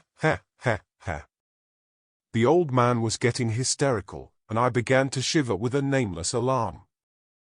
He laid a gnarled claw on my shoulder, and it seemed to me that its shaking was not altogether that of mirth. S'pose one night ye seed something heavy heaved a fen Obed's dory beyond the reef, and then larn next day a young fellow was missing from home. Hey? Did anybody ever see hide or hair o' Hiram Gilman again? Did they? And Nick Pierce, and Llewellyn Waite, and Adoniram Southwick, and Henry Garrison? Hey? Heh. Shapes talking sign language with their hands, them as had real hands. Wall, sir, that was the time Obed begun to git on his feet again. Folks see his 3 darters wearing gold-like things as nobody'd never see on Emma 4. And smoke started coming out o' the reef in our white chimbley. Other folks were prospering, too. Fish begun to swarm into the harbour fit to kill, and heaven knows what sized cargoes we begun to ship out to New Bryport, Arkham, and Boston. 'Twas then Obed got the old branch railroad put through. Some Kingsport fishermen heard about the catch and come up in sloops, but they was all lost. Nobody never see 'em again. And just then our folks organized the Esoteric Order of Dagon, and bought Masonic Hall of Fame Calvary Commandery for it. Heh. Matt Elliott was a Mason and again the sail-lin, but he dropped out o' sight just then. Remember, I ain't saying Obed was set on having things just like they was on that Kaneki Isle. I don't think he aimed at fuss to do no mixing, nor raise no young guns to take to the water and turn into fishes with eternal life. He wanted them gold things, and was willing to pay heavy, and I guess the others was satisfied for a while. Come in 46 the town done some looking and thinking for itself. Too many folks missing, too much wild preaching at meeting of a Sunday, too much talk about that reef. I guess I done a bit by telling Select Man Mary what I see from the cupola. They was a party one night as followed Obed's crowd out to the reef, and I heard shots betwixt the dories. Next day Obed and 32 others was in gale, with everybody wondering just what was afoot and just what charge again could be got to hold. God, if anybody'd looked ahead a couple weeks later when nothing had been throwed into the sea for that long. Zadok was showing signs of fright and exhaustion, and I let him keep silence for a while, though glancing apprehensively at my watch. The tide had turned and was coming in now, and the sound of the waves seemed to arouse him. I was glad of that tide, for at high water the fishy smell might not be so bad. Again I strained to catch his whispers. That awful night. I seed I was up in the cupola, hordes of swarms of all over the reef and swimming up the harbour into the Monuxet. God, what happened in the streets of Innsmouth that night? They rattled our door, but Pa wouldn't open. Then he clumb out the kitchen window with his musket to find Select Man Mary and see what he could do. Mounds the dead and the din, shots and screams, shouting in old square and town square and New Church Green, gale throwed open, proclamation, treason, called it the plague when folks come in and found half our people missing, nobody left but them as you'd jine in with Obed and them things or else keep quiet, never heard my pa no more. The old man was panting and perspiring profusely. His grip on my shoulder tightened. Everything cleaned up in the morning, but they was traces. Obed he kinda takes charge and says things is going to be changed, others'll worship with us at meeting time, and certain houses has got to entertain guests they wanted to mix like they done with the Kanekis, and he for one didn't feel bound to stop them. Far gone was Obed, just like a crazy man on the subject. He says they brung us fish and treasure, and should have what they hankered arter. Nothing was to be different runt on the outside, only we was to keep shy strangers if we knowed what was good for us. We all had to take the oath Dagon, and later on they was second and third oaths that some on us took. Them as you'd help special, you'd git special rewards, gold and sec, no use balkin, fur they was millions of down thar. They'd ruther not start risen and whipping out humankind. But if they was gave away and forced to, they could do a lot toward just that. We didn't have them old charms to cut off like folks in the South Sea did, and them Kanekis wouldn't never give away their secrets. Yield up enough sacrifices and savage knickknacks and harborage in the town when they wanted it, and they'd let well enough alone. Wouldn't bother no strangers as might bear tales outside, that is, without they got prying. All in the band of the faithful, order Dagon, and the children should never die, but go back to the mother Hydra and father Dagon what we all come from IA. Cthulhu ftan. PH Nglui MGLW Naf Cthulhu Alaya WG Nagel ftan. Old Zadok was fast lapsing into stark raving, and I held my breath. Poor old soul. To what pitiful depths of hallucination had his liquor, plus his hatred of the decay, alienage, and disease around him, brought that fertile, imaginative brain? He began to moan now, and tears were coursing down his channeled cheeks into the depths of his beard.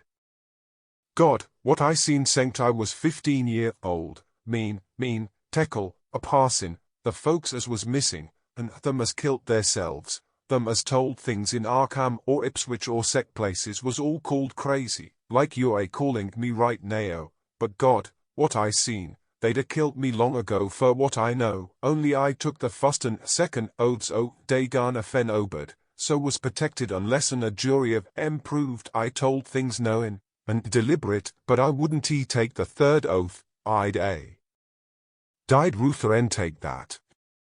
It got worse around Civil War time, when children born Sanct 46 begun to grow up, some of that is.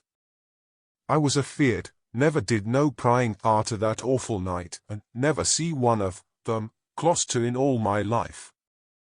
That is, never no full-blooded one. I went to the war, and if I'd a had any guts or sense I'd a never come back, but settled away from here. But folks wrote me things want so bad. That, I suppose, was because government munt draft men was in town arter 63.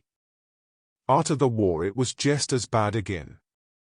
People begun to fall off, mills and shops shut down, shipping stopped and the harbour choked up, railroad give up, but they never stopped swimming in and out o' the river from that cursed reef o' Satan, and more attic windows got boarded up, and more noises was heard in houses as want supposed to have nobody in 'em. Folks outside have their stories about us, suppose you've heard a plenty on 'em, seeing what questions ye asked, stories about things they've seed now and then, and about that queer jewelry as still comes in from some wars and ain't quite all melted up, but nothing never gets definite. Nobody'll believe nothing. They call them gold-like things pirate loot, and allow the Innsmouth folks has fur and blood or is distempered or something. Besides, them that lives here shoo off as many strangers as they kin, and encourage the rest not to git very use, specially IO and night time. Beasts balk at the critters, hosses wuss and mules, but when they got autos that was all right.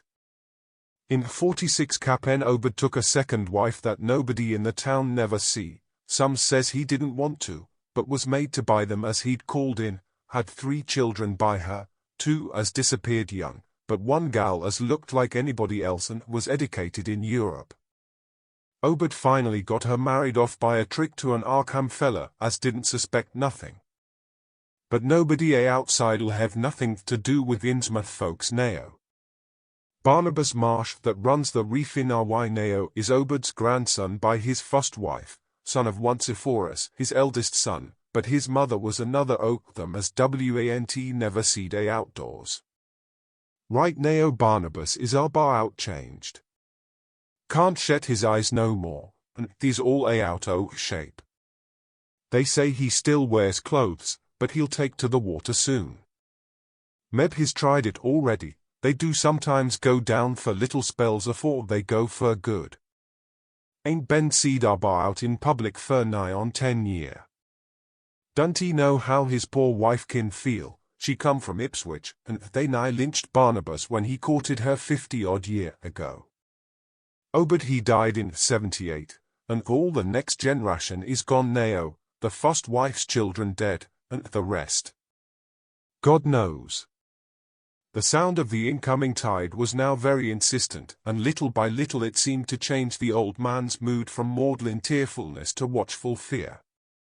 He would pause now and then to renew those nervous glances over his shoulder or out toward the reef, and despite the wild absurdity of his tale, I could not help beginning to share his vague apprehensiveness. Zadok now grew shriller, and seemed to be trying to whip up his courage with louder speech. "Hey, you, why don't ye say something? How do ye like to be living in a town like this, with everything rotting and din, and boarded up monsters crawling and bleating and barking and hopping around black cellars and attics every way ye turn? Hey? How do ye like to hear the howling night after night from the churches and order o' Dagon Hall, and know what's doing part o' the howling? How do ye like to hear what comes from that awful reef every May Eve and Hallowmas? Hey? Think the old man's crazy, eh? Well, sir, let me tell ye that ain't the worst." Zadok was really screaming now, and the mad frenzy of his voice disturbed me more than I care to own. Curse ye, don't he set that a staring at me with them eyes. I tell Obed Marsh he's in hell, and has got to stay there. Heh, in hell, I says. Can't git me, I hain't done nothing nor told nobody nothing. Oh, you, young fella? Wall, even if I hain't told nobody nothing yet, I'm goin' to know. You just set still and listen to me, boy, this is what I ain't never told nobody.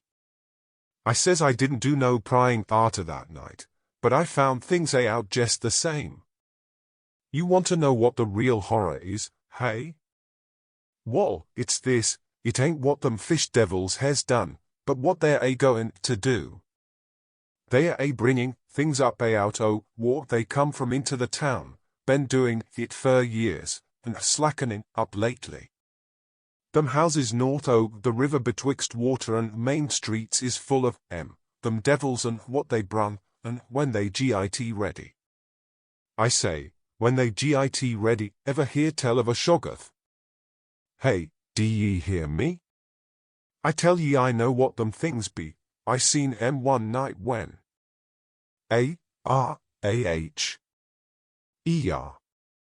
The hideous suddenness and inhuman frightfulness of the old man's shriek almost made me faint. His eyes, looking past me toward the malodorous sea, were positively starting from his head, while his face was a mask of fear worthy of Greek tragedy. His bony claw dug monstrously into my shoulder, and he made no motion as I turned my head to look at whatever he had glimpsed. There was nothing that I could see.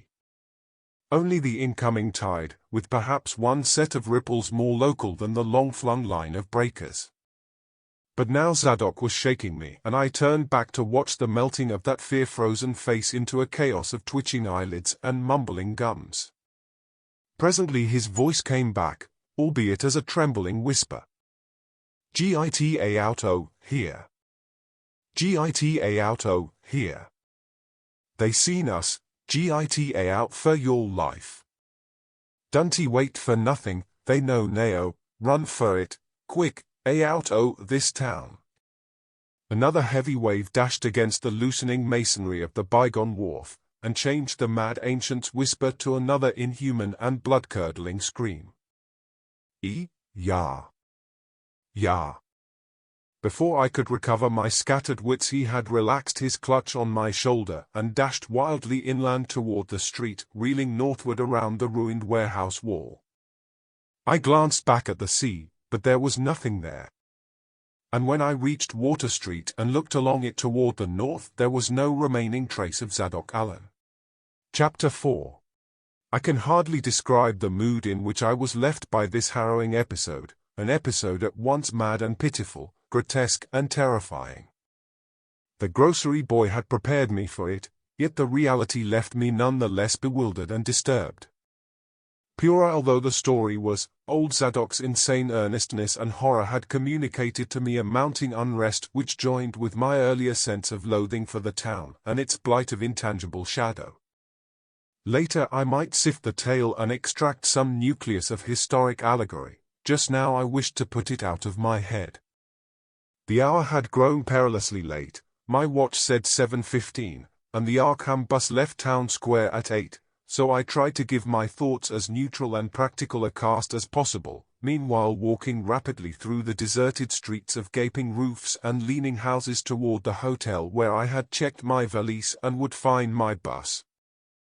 Though the golden light of late afternoon gave the ancient roofs and decrepit chimneys an air of mystic loveliness and peace, I could not help glancing over my shoulder now and then. I would surely be very glad to get out of malodorous and fear-shadowed Innsmouth, and wish there were some other vehicle than the bus driven by that sinister-looking fellow sergeant. Yet I did not hurry too precipitately, for there were architectural details worth viewing at every silent corner, and I could easily, I calculated, cover the necessary distance in a half-hour. Studying the grocery youth's map and seeking a route I had not traversed before, I chose Marsh Street instead of State for my approach to Town Square. Near the corner of Fall Street I began to see scattered groups of furtive whisperers, and when I finally reached the square I saw that almost all the loiterers were congregated around the door of the Gilman house.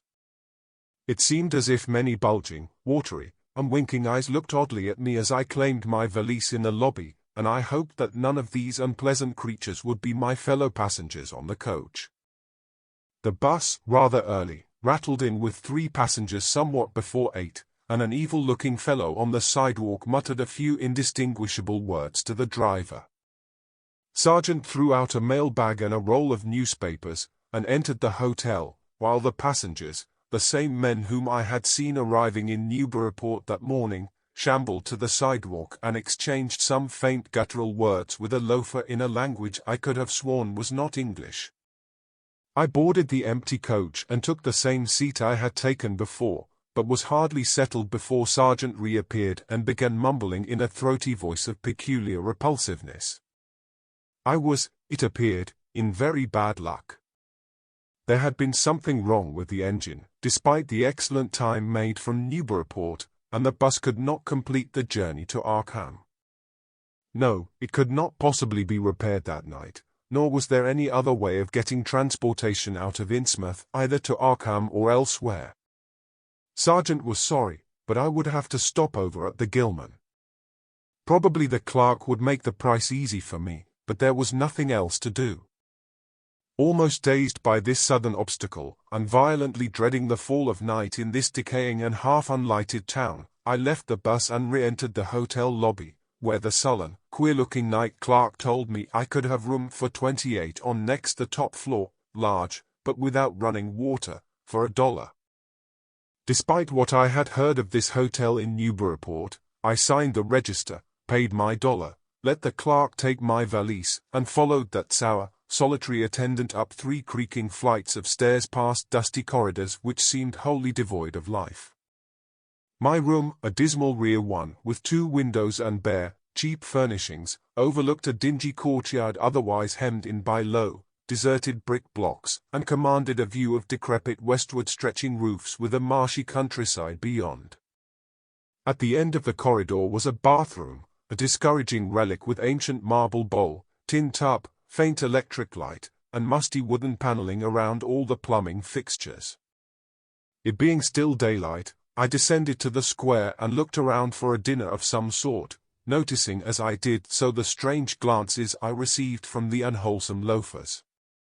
Since the grocery was closed, I was forced to patronize the restaurant I had shunned before, a stooped, narrow-headed man with staring, unwinking eyes, and a flat-nosed wench with unbelievably thick, clumsy hands being in attendance. The service was of the counter type, and it relieved me to find that much was evidently served from cans and packages. A bowl of vegetable soup with crackers was enough for me, and I soon headed back for my cheerless room at the Gilman, getting an evening paper and a fly-specked magazine from the evil-visaged clerk at the rickety stand beside his desk. As twilight deepened I turned on the one feeble electric bulb over the cheap, iron-framed bed, and tried as best I could to continue the reading I had begun. I felt it advisable to keep my mind wholesomely occupied, for it would not do to brood over the abnormalities of this ancient, blight-shadowed town while I was still within its borders. The insane yarn I had heard from the aged drunkard did not promise very pleasant dreams, and I felt I must keep the image of his wild, watery eyes as far as possible from my imagination. Also, I must not dwell on what that factory inspector had told the Newburyport ticket agent about the Gilman house and the voices of its nocturnal tenants, not on that, nor on the face beneath the tiara in the black church doorway, the face for whose horror my conscious mind could not account. It would perhaps have been easier to keep my thoughts from disturbing topics had the room not been so gruesomely musty. As it was, the lethal mustiness blended hideously with the town's general fishy odor and persistently focused one's fancy on death and decay. Another thing that disturbed me was the absence of a bolt on the door of my room. One had been there, as marks clearly showed, but there were signs of recent removal. No doubt it had become out of order, like so many other things in this decrepit edifice. In my nervousness I looked around and discovered a bolt on the clothes press which seemed to be of the same size, judging from the marks, as the one formerly on the door. To gain a partial relief from the general tension, I busied myself by transferring this hardware to the vacant place with the aid of a handy 3-in-1 device including a screwdriver which I kept on my keyring. The bolt fitted perfectly, and I was somewhat relieved when I knew that I could shoot it firmly upon retiring. Not that I had any real apprehension of its need, but that any symbol of security was welcome in an environment of this kind. There were adequate bolts on the 2 lateral doors to connecting rooms, and these I proceeded to fasten. I did not undress, but decided to read till I was sleepy and then lie down with only my coat, collar, and shoes off. Taking a pocket flashlight from my valise, I placed it in my trousers, so that I could read my watch if I woke up later in the dark. Drowsiness, however, did not come, and when I stopped to analyze my thoughts I found to my disquiet that I was really unconsciously listening for something which I dreaded but could not name. That inspector's story must have worked on my imagination more deeply than I had suspected. Again I tried to read, but found that I made no progress. After a time I seemed to hear the stairs and corridors creak at intervals as if with footsteps, and wondered if the other rooms were beginning to fill up. There were no voices, however, and it struck me that there was something subtly furtive about the creaking. I did not like it, and debated whether I had better try to sleep at all. This town had some queer people, and there had undoubtedly been several disappearances. Was this one of those inns where travelers were slain for their money?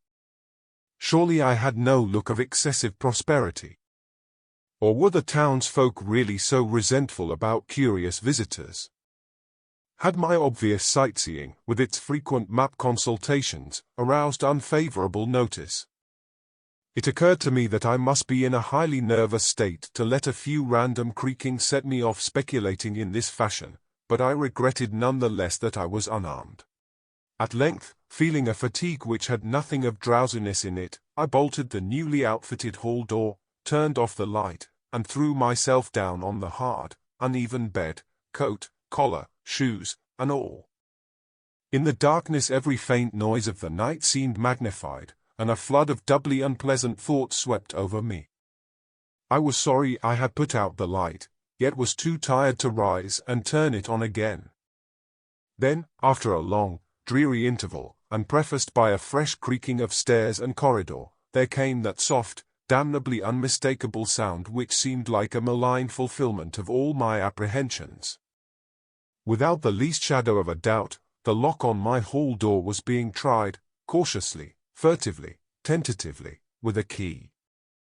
My sensations upon recognizing this sign of actual peril were perhaps less rather than more tumultuous because of my previous vague fears.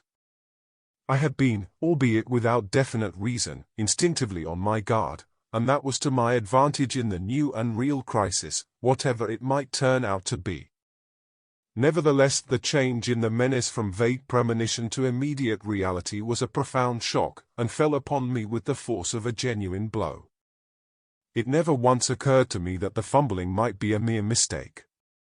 Malign purpose was all I could think of, and I kept deathly quiet, awaiting the would-be intruder's next move. After a time the cautious rattling ceased, and I heard the room to the north entered with a pass key. Then the lock of the connecting door to my room was softly tried. The bolt held, of course, and I heard the floor creak as the prowler left the room. After a moment there came another soft rattling, and I knew that the room to the south of me was being entered. Again a furtive trying of a bolted connecting door, and again a receding creaking. This time the creaking went along the hall and down the stairs, so I knew that the prowler had realized the bolted condition of my doors and was giving up his attempt for a greater or lesser time, as the future would show. The readiness with which I fell into a plan of action proves that I must have been subconsciously fearing some menace and considering possible avenues of escape for hours. From the first I felt that the unseen fumbler meant a danger not to be met or dealt with, but only to be fled from as precipitately as possible. The one thing to do was to get out of that hotel alive as quickly as I could, and through some channel other than the front stairs and lobby. Rising softly and throwing my flashlight on the switch, I sought to light the bulb over my bed in order to choose and pocket some belongings for a swift, valiseless flight.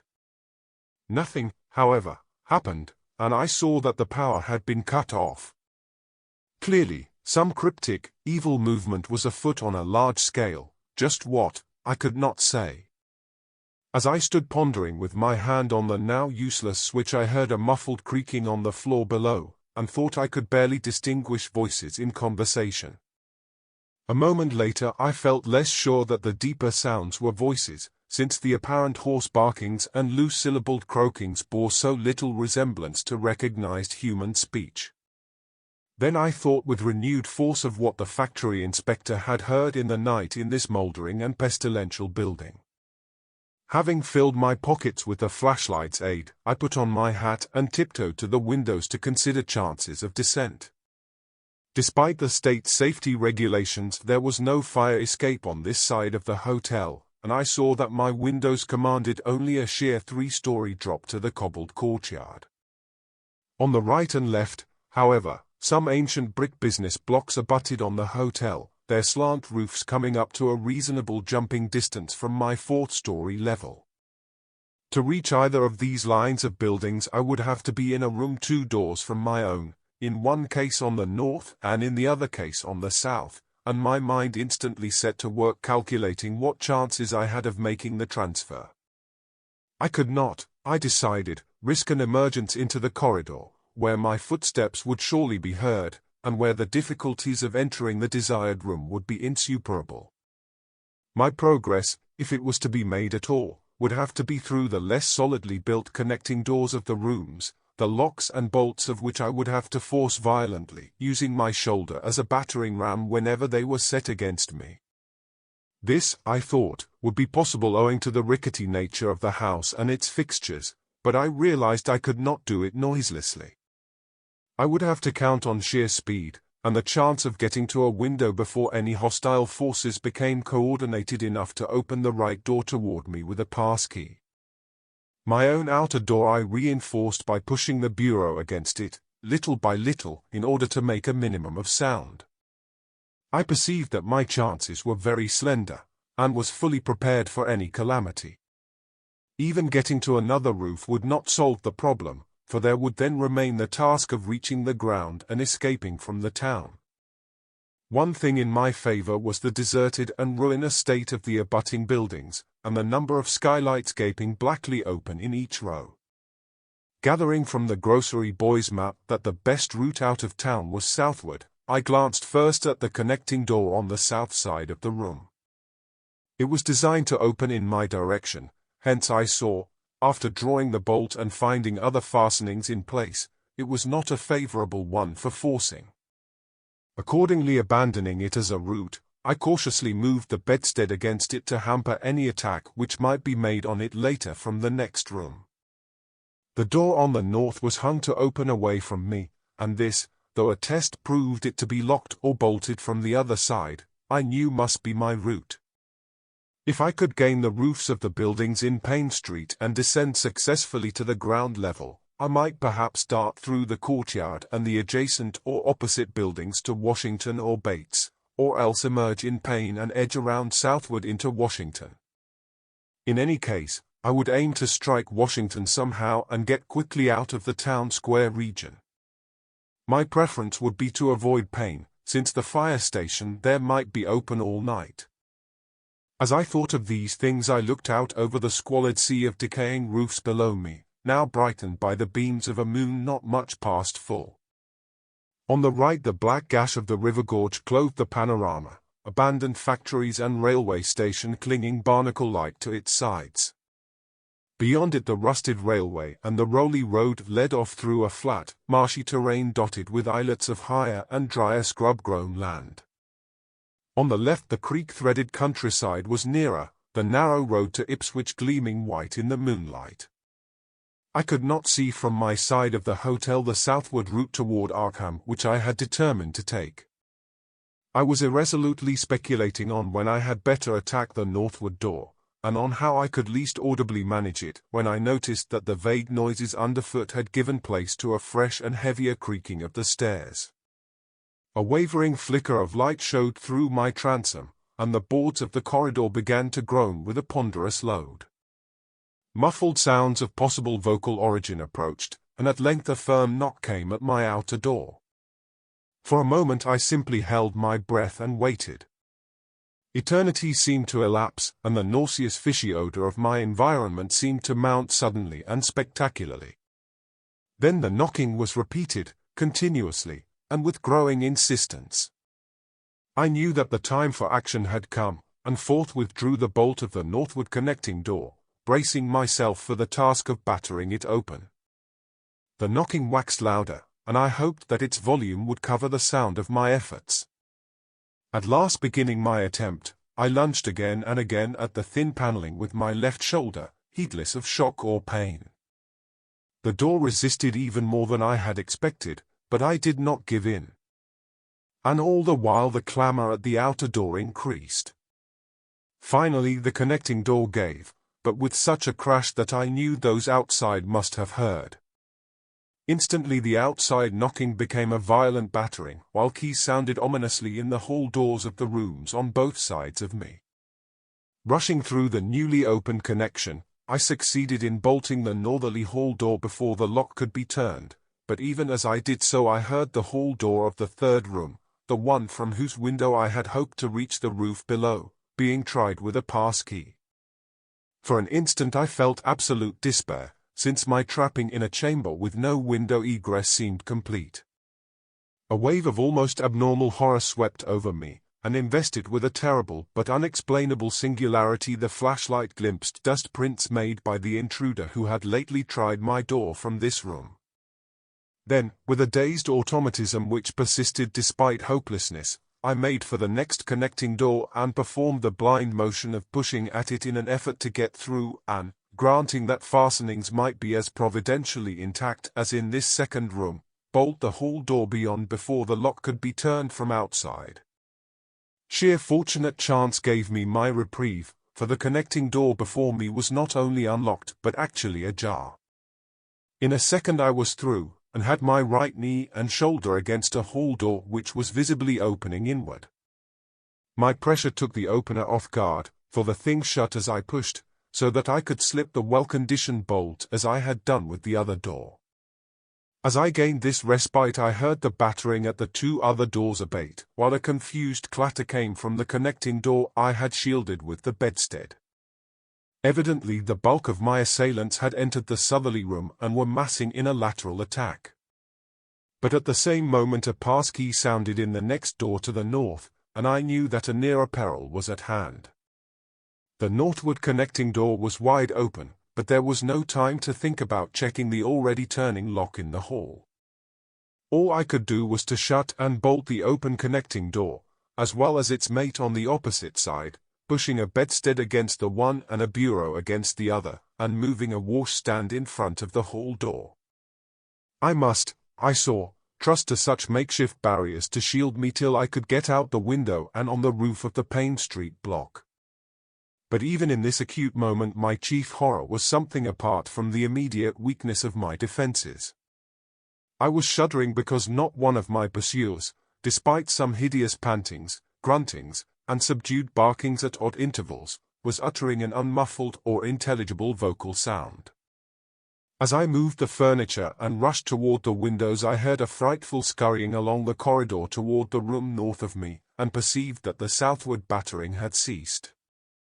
Plainly, most of my opponents were about to concentrate against the feeble connecting door which they knew must open directly on me.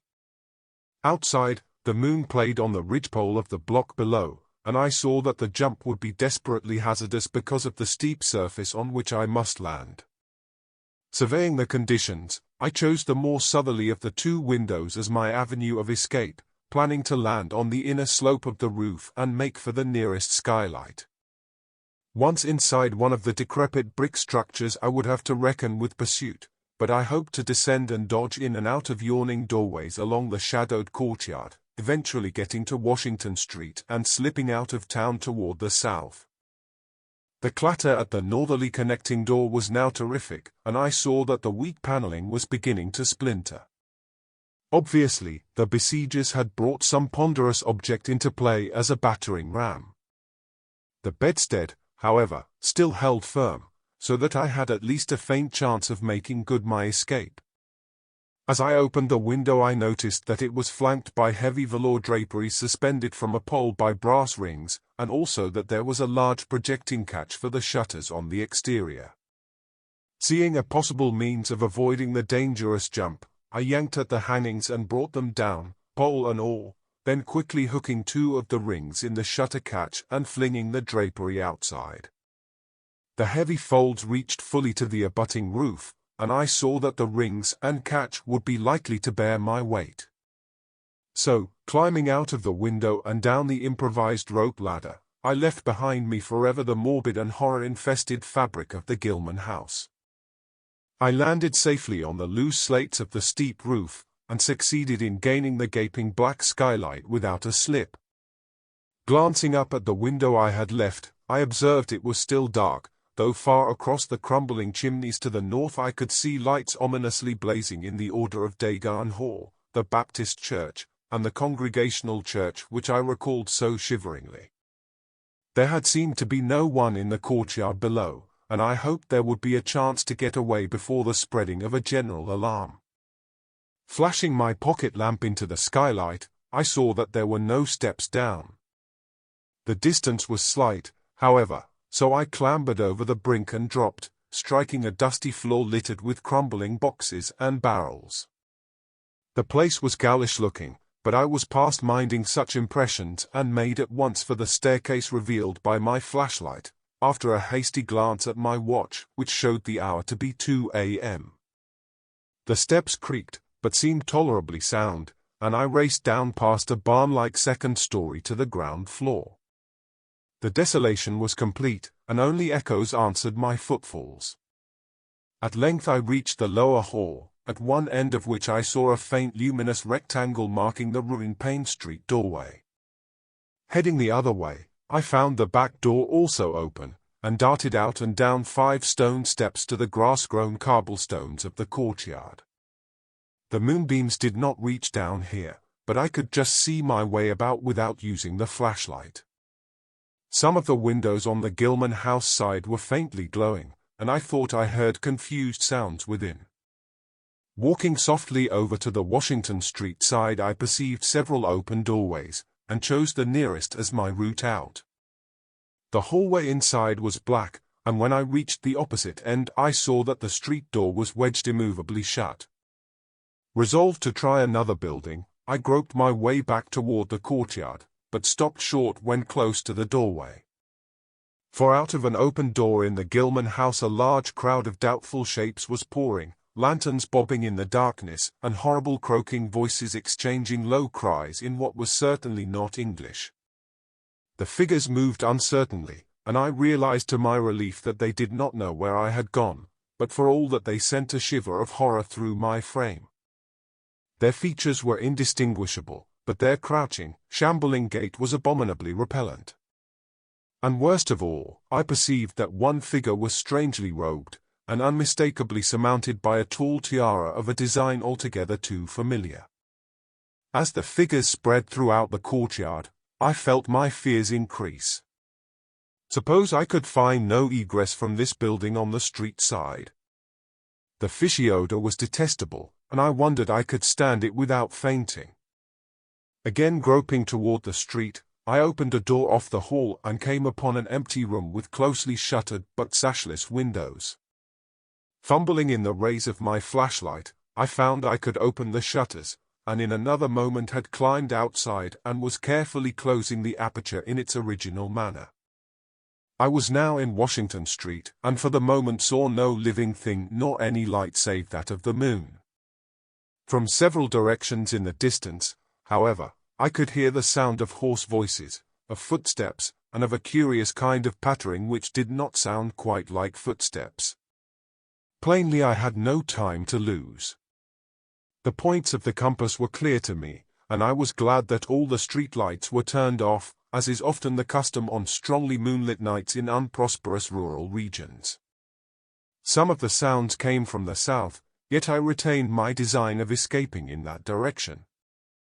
There would, I knew, be plenty of deserted doorways to shelter me in case I met any person or group who looked like pursuers. I walked rapidly, softly, and close to the ruined houses. While hatless and disheveled after my arduous climb, I did not look especially noticeable, and stood a good chance of passing unheeded if forced to encounter any casual wayfarer.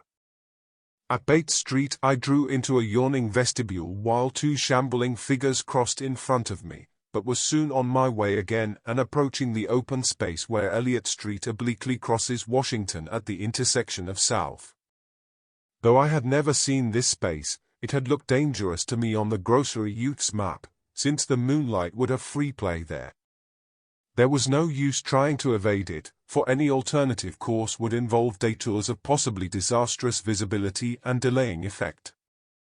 The only thing to do was to cross it boldly and openly, imitating the typical shamble of the Innsmouth folk as best I could, and trusting that no one, or at least no pursuer of mine, would be there. Just how fully the pursuit was organized, and indeed, just what its purpose might be, I could form no idea. There seemed to be unusual activity in the town, but I judged that the news of my escape from the Gilman had not yet spread. I would, of course, soon have to shift from Washington to some other southward street, for that party from the hotel would doubtless be after me. I must have left dust prints in that last old building, revealing how I had gained the street. The open space was, as I had expected, strongly moonlit, and I saw the remains of a park-like, iron-railed green in its center. Fortunately no one was about, though a curious sort of buzz or roar seemed to be increasing in the direction of Town Square.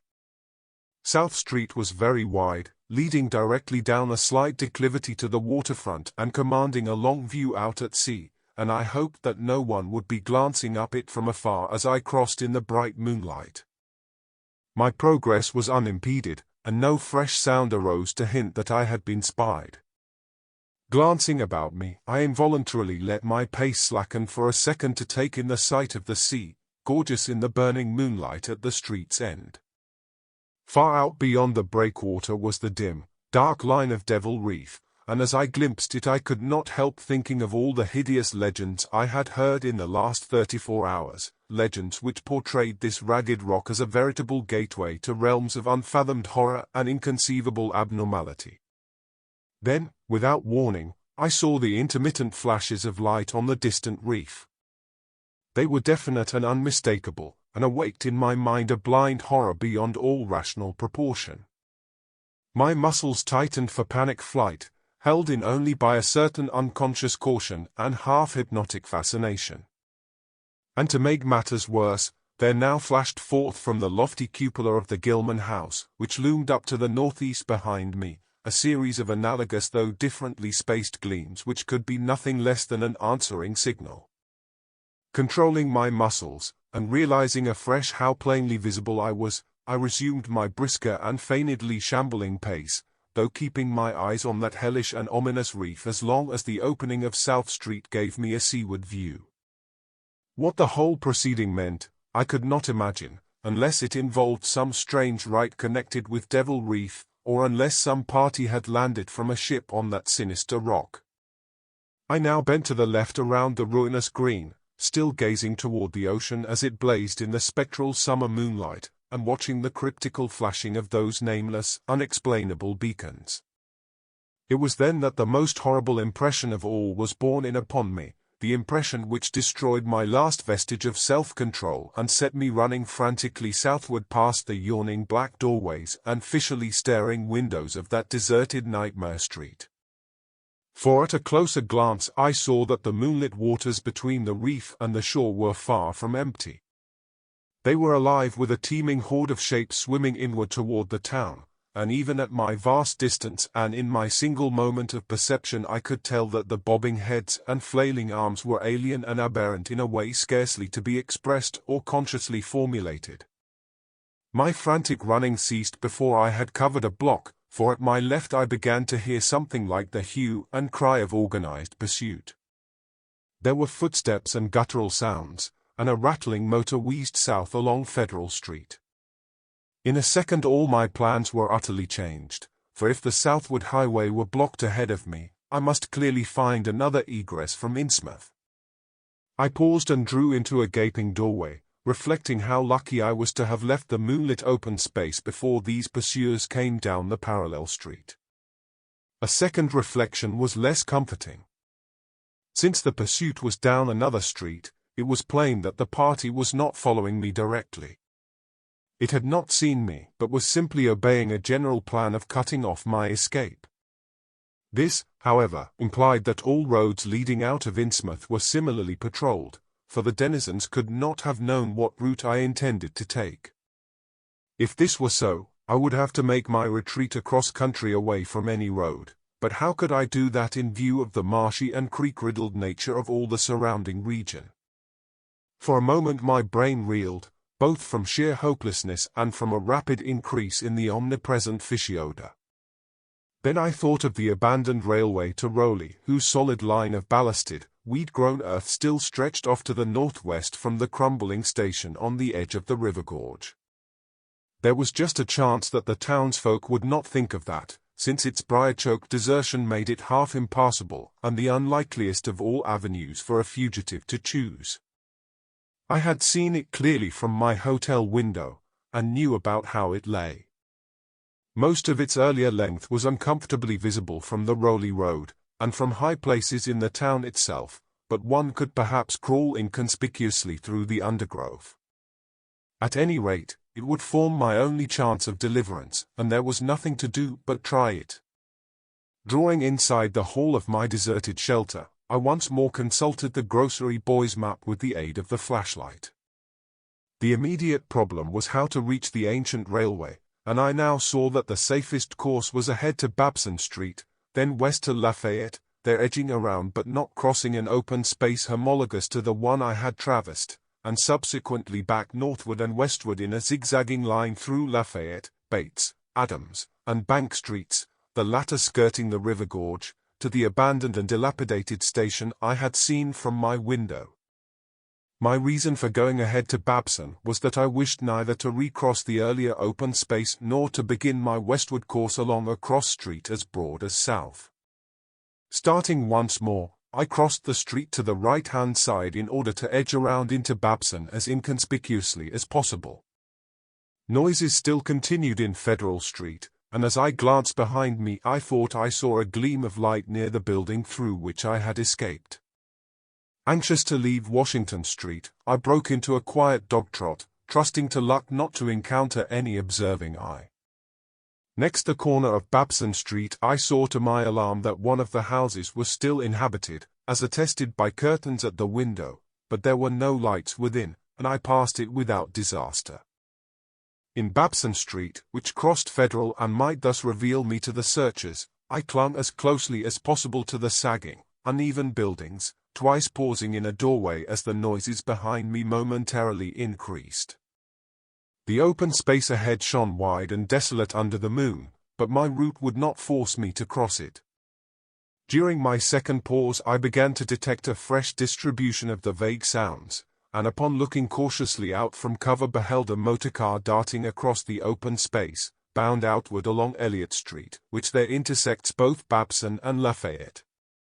As I watched, choked by a sudden rise in the fishy odor after a short abatement, I saw a band of uncouth, crouching shapes loping and shambling in the same direction, and knew that this must be the party guarding the Ipswich Road, since that highway forms an extension of Elliott Street.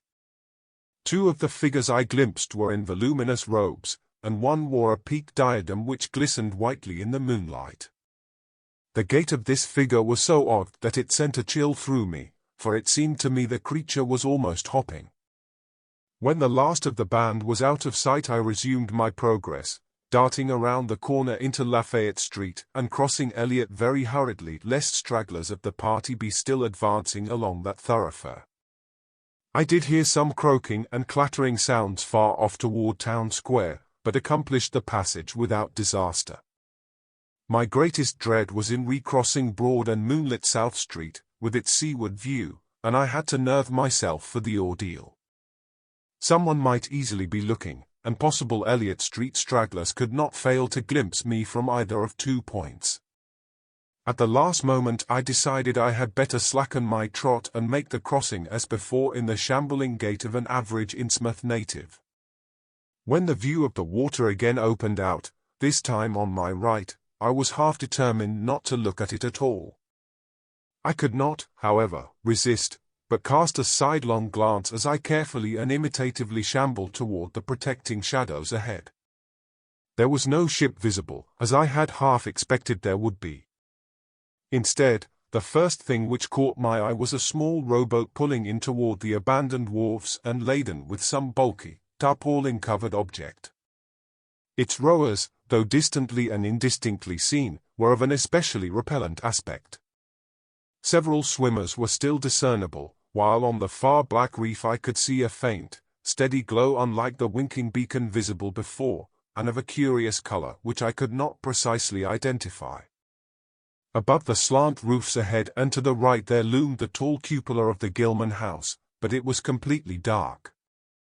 The fishy odor, dispelled for a moment by some merciful breeze, now closed in again with maddening intensity. I had not quite crossed the street when I heard a muttering band advancing along Washington from the north. As they reached the broad open space where I had had my first disquieting glimpse of the moonlit water, I could see them plainly only a block away, and was horrified by the bestial abnormality of their faces and the dog-like subhumanness of their crouching gait. One man moved in a positively simian way, with long arms frequently touching the ground, while another figure, robed and tiaraed, seemed to progress in an almost hopping fashion. I judged this party to be the one I had seen in the Gilman's courtyard, the one, therefore, most closely on my trail. As some of the figures turned to look in my direction I was transfixed with fright, yet managed to preserve the casual, shambling gait I had assumed. To this day I do not know whether they saw me or not. If they did, my stratagem must have deceived them, for they passed on across the moonlit space without varying their course, meanwhile croaking and jabbering in some hateful guttural patois I could not identify. Once more in shadow, I resumed my former dog trot past the leaning and decrepit houses that stared blankly into the night. Having crossed to the western sidewalk I rounded the nearest corner into Bates Street, where I kept close to the buildings on the southern side. I passed 2 houses showing signs of habitation, one of which had faint lights in upper rooms, yet met with no obstacle. As I turned into Adams Street I felt measurably safer, but received a shock when a man reeled out of a black doorway directly in front of me. He proved, however, too hopelessly drunk to be a menace, so that I reached the dismal ruins of the Bank Street warehouses in safety. No one was stirring in that dead street beside the river gorge, and the roar of the waterfalls quite drowned my footsteps. It was a long dog trot to the ruined station, and the great brick warehouse walls around me seemed somehow more terrifying than the fronts of private houses. At last I saw the ancient arcaded station, or what was left of it, and made directly for the tracks that started from its farther end. The rails were rusty but mainly intact, and not more than half the ties had rotted away. Walking or running on such a surface was very difficult, but I did my best, and on the whole made very fair time.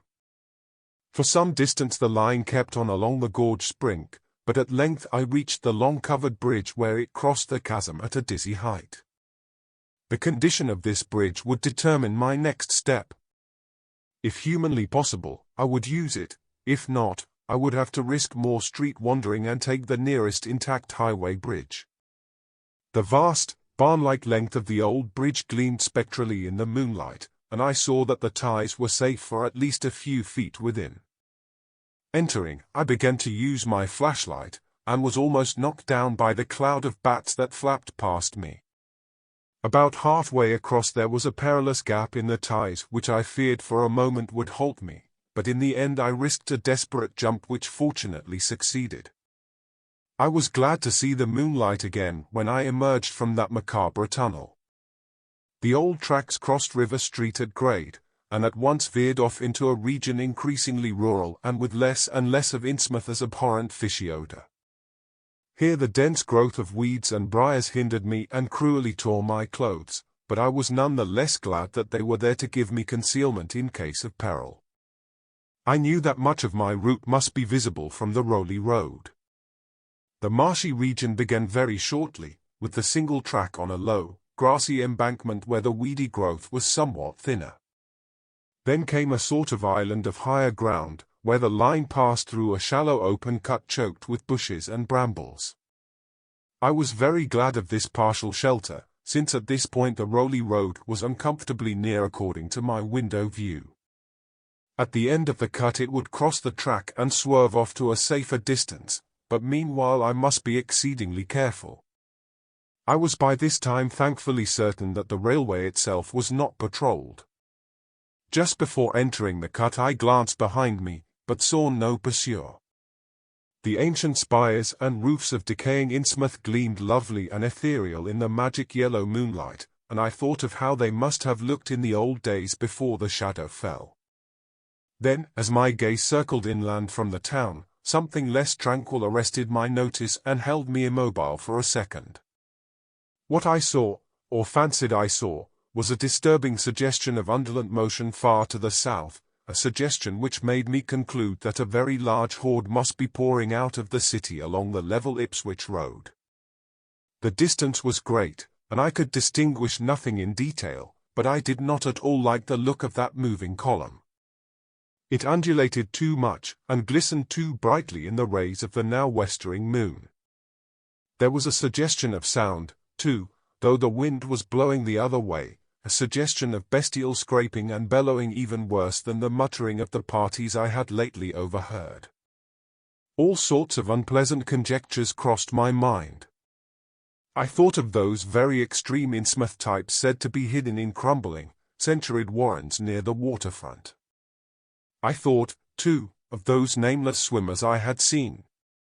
Counting the parties so far glimpsed, as well as those presumably covering other roads, the number of my pursuers must be strangely large for a town as depopulated as Innsmouth.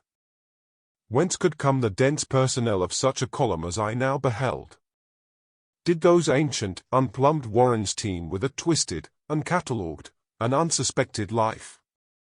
Or had some unseen ship indeed landed a legion of unknown outsiders on that hellish reef? Who were they? Why were they there? And if such a column of them was scouring the Ipswich Road, would the patrols on the other roads be likewise augmented? I had entered the brush-grown cut and was struggling along at a very slow pace when that damnable fishy odour again waxed dominant. Had the wind suddenly changed eastward, so that it blew in from the sea and over the town? It must have, I concluded, since I now began to hear shocking guttural murmurs from that hitherto silent direction. There was another sound, too, a kind of wholesale, colossal flopping or pattering which somehow called up images of the most detestable sort. It made me think illogically of that unpleasantly undulating column on the far-off Ipswich Road. And then both stench and sounds grew stronger, so that I paused shivering and grateful for the cut's protection. It was here, I recalled, that the Rowley Road drew so close to the old railway before crossing westward and diverging. Something was coming along that road, and I must lie low till its passage and vanishment in the distance. Thank heaven these creatures employed no dogs for tracking, though perhaps that would have been impossible amidst the omnipresent regional odour. Crouched in the bushes of that sandy cleft I felt reasonably safe, even though I knew the searchers would have to cross the track in front of me not much more than 100 yards away.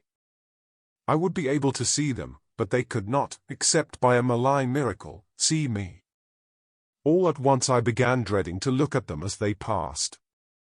I saw the close moonlit space where they would surge by, and had curious thoughts about the irredeemable pollution of that space. They would perhaps be the worst of all Innsmouth types, something one would not care to remember. The stench waxed overpowering, and the noises swelled to a bestial babel of croaking, baying, and barking without the least suggestion of human speech. Were these indeed the voices of my pursuers? Did they have dogs after all? So far I had seen none of the lower animals in Innsmouth. That flopping or pattering was monstrous. I could not look upon the degenerate creatures responsible for it. I would keep my eyes shut till the sounds receded toward the west. The horde was very close now, the air foul with their hoarse snarlings, and the ground almost shaking with their alien-rhythmed footfalls. My breath nearly ceased to come, and I put every ounce of willpower into the task of holding my eyelids down. I am not even yet willing to say whether what followed was a hideous actuality or only a nightmare hallucination. The later action of the government, after my frantic appeals, would tend to confirm it as a monstrous truth, but could not an hallucination have been repeated under the quasi-hypnotic spell of that ancient, haunted, and shadowed town? Such places have strange properties, and the legacy of insane legend might well have acted on more than one human imagination amidst those dead, stench-cursed streets and huddles of rotting roofs and crumbling steeples. Is it not possible that the germ of an actual contagious madness lurks in the depths of that shadow over Innsmouth? Who can be sure of reality after hearing things like the tale of old Zadok Allen? The government men never found poor Zadok, and have no conjectures to make as to what became of him. Where does madness leave off and reality begin? Is it possible that even my latest fear is sheer delusion? But I must try to tell what I thought I saw that night under the mocking yellow moon, saw surging and hopping down the rolly road in plain sight in front of me as I crouched among the wild brambles of that desolate railway cut. Of course my resolution to keep my eyes shut had failed. It was foredoomed to failure, for who could crouch blindly while a legion of croaking, baying entities of unknown source flopped noisomely past, scarcely more than 100 yards away? I thought I was prepared for the worst, and I really ought to have been prepared considering what I had seen before. My other pursuers had been accursedly abnormal, so should I not have been ready to face a strengthening of the abnormal element, to look upon forms in which there was no mixture of the normal at all? I did not open my eyes until the raucous clamor came loudly from a point obviously straight ahead. Then I knew that a long section of them must be plainly in sight where the sides of the cut flattened out and the road crossed the track, and I could no longer keep myself from sampling whatever horror that leering yellow moon might have to show. It was the end, for whatever remains to me of life on the surface of this earth, of every vestige of mental peace and confidence in the integrity of nature and of the human mind. Nothing that I could have imagined, nothing, even, that I could have gathered had I credited old Zadok's crazy tale in the most literal way, would be in any way comparable to the demoniac, blasphemous reality that I saw, or believe I saw. I have tried to hint what it was in order to postpone the horror of writing it down baldly. Can it be possible that this planet has actually spawned such things, that human eyes have truly seen, as objective flesh, what man has hitherto known only in febrile fantasy and tenuous legend? And yet I saw them in a limitless stream, flopping, hopping, croaking, bleating, surging inhumanly through the spectral moonlight in a grotesque, malignant saraband of fantastic nightmare. And some of them had tall tiaras of that nameless whitish gold metal, and some were strangely robed, and one, who led the way, was clad in a ghoulishly humped black coat and striped trousers, and had a man's felt hat perched on the shapeless thing that answered for a head. I think their predominant color was a grayish-green, though they had white bellies. They were mostly shiny and slippery, but the ridges of their backs were scaly. Their forms vaguely suggested the anthropoid, while their heads were the heads of fish, with prodigious bulging eyes that never closed. At the sides of their necks were palpitating gills, and their long paws were webbed. They hopped irregularly, sometimes on 2 legs and sometimes on 4. I was somehow glad that they had no more than 4 limbs. Their croaking, baying voices, clearly used for articulate speech, held all the dark shades of expression which their staring faces lacked. But for all of their monstrousness they were not unfamiliar to me.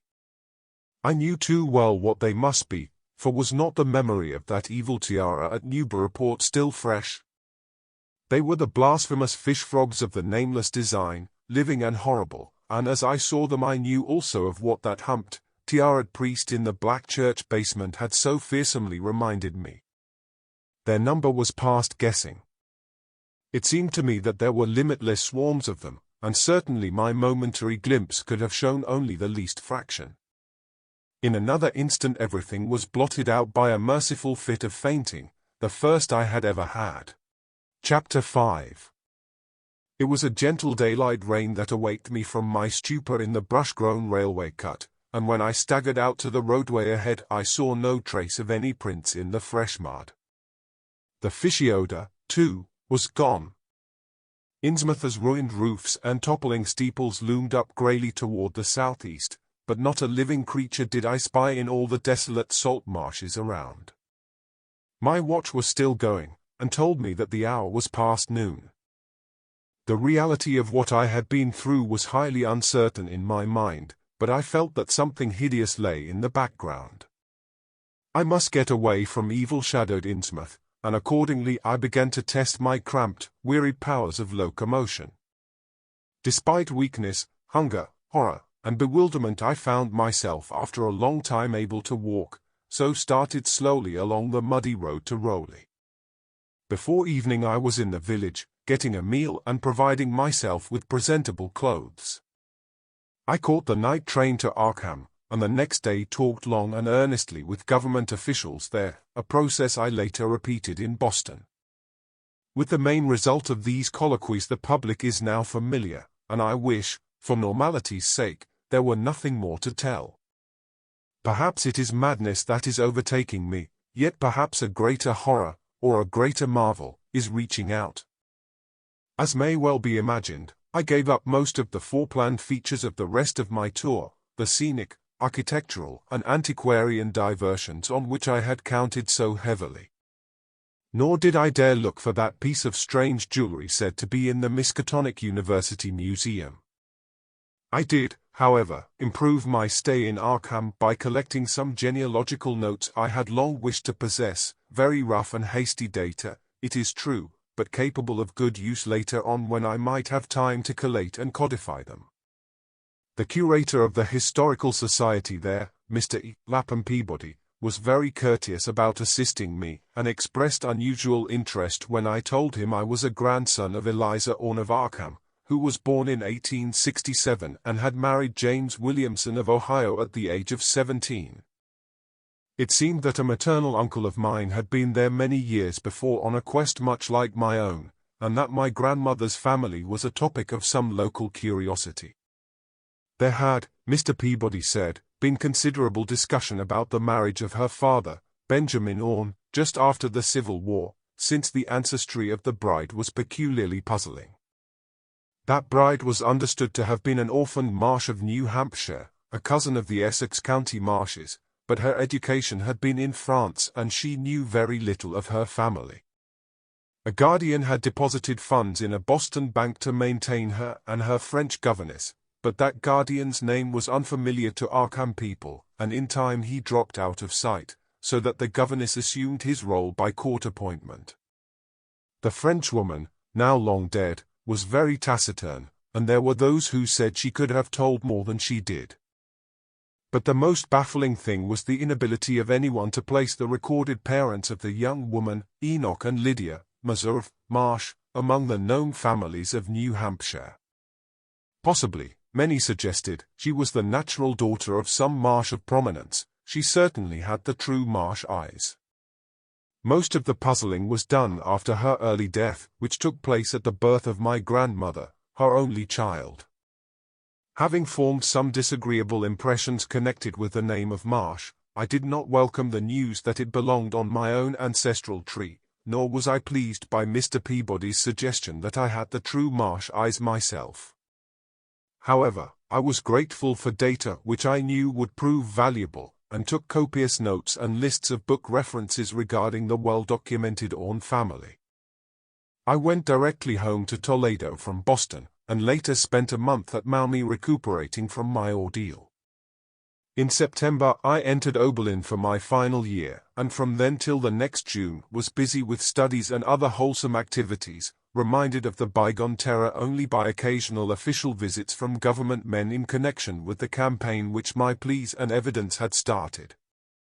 Around the middle of July, just a year after the Innsmouth experience, I spent a week with my late mother's family in Cleveland, checking some of my new genealogical data with the various notes, traditions, and bits of heirloom material in existence there, and seeing what kind of connected chart I could construct. I did not exactly relish the task, for the atmosphere of the Williamson home had always depressed me.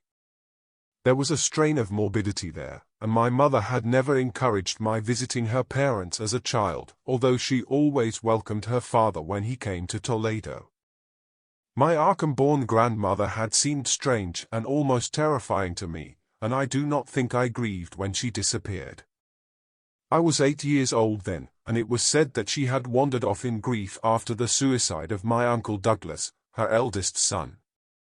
He had shot himself after a trip to New England, the same trip, no doubt, which had caused him to be recalled at the Arkham Historical Society. This uncle had resembled her, and I had never liked him either. Something about the staring and winking expression of both of them had given me a vague, unaccountable uneasiness. My mother and Uncle Walter had not looked like that.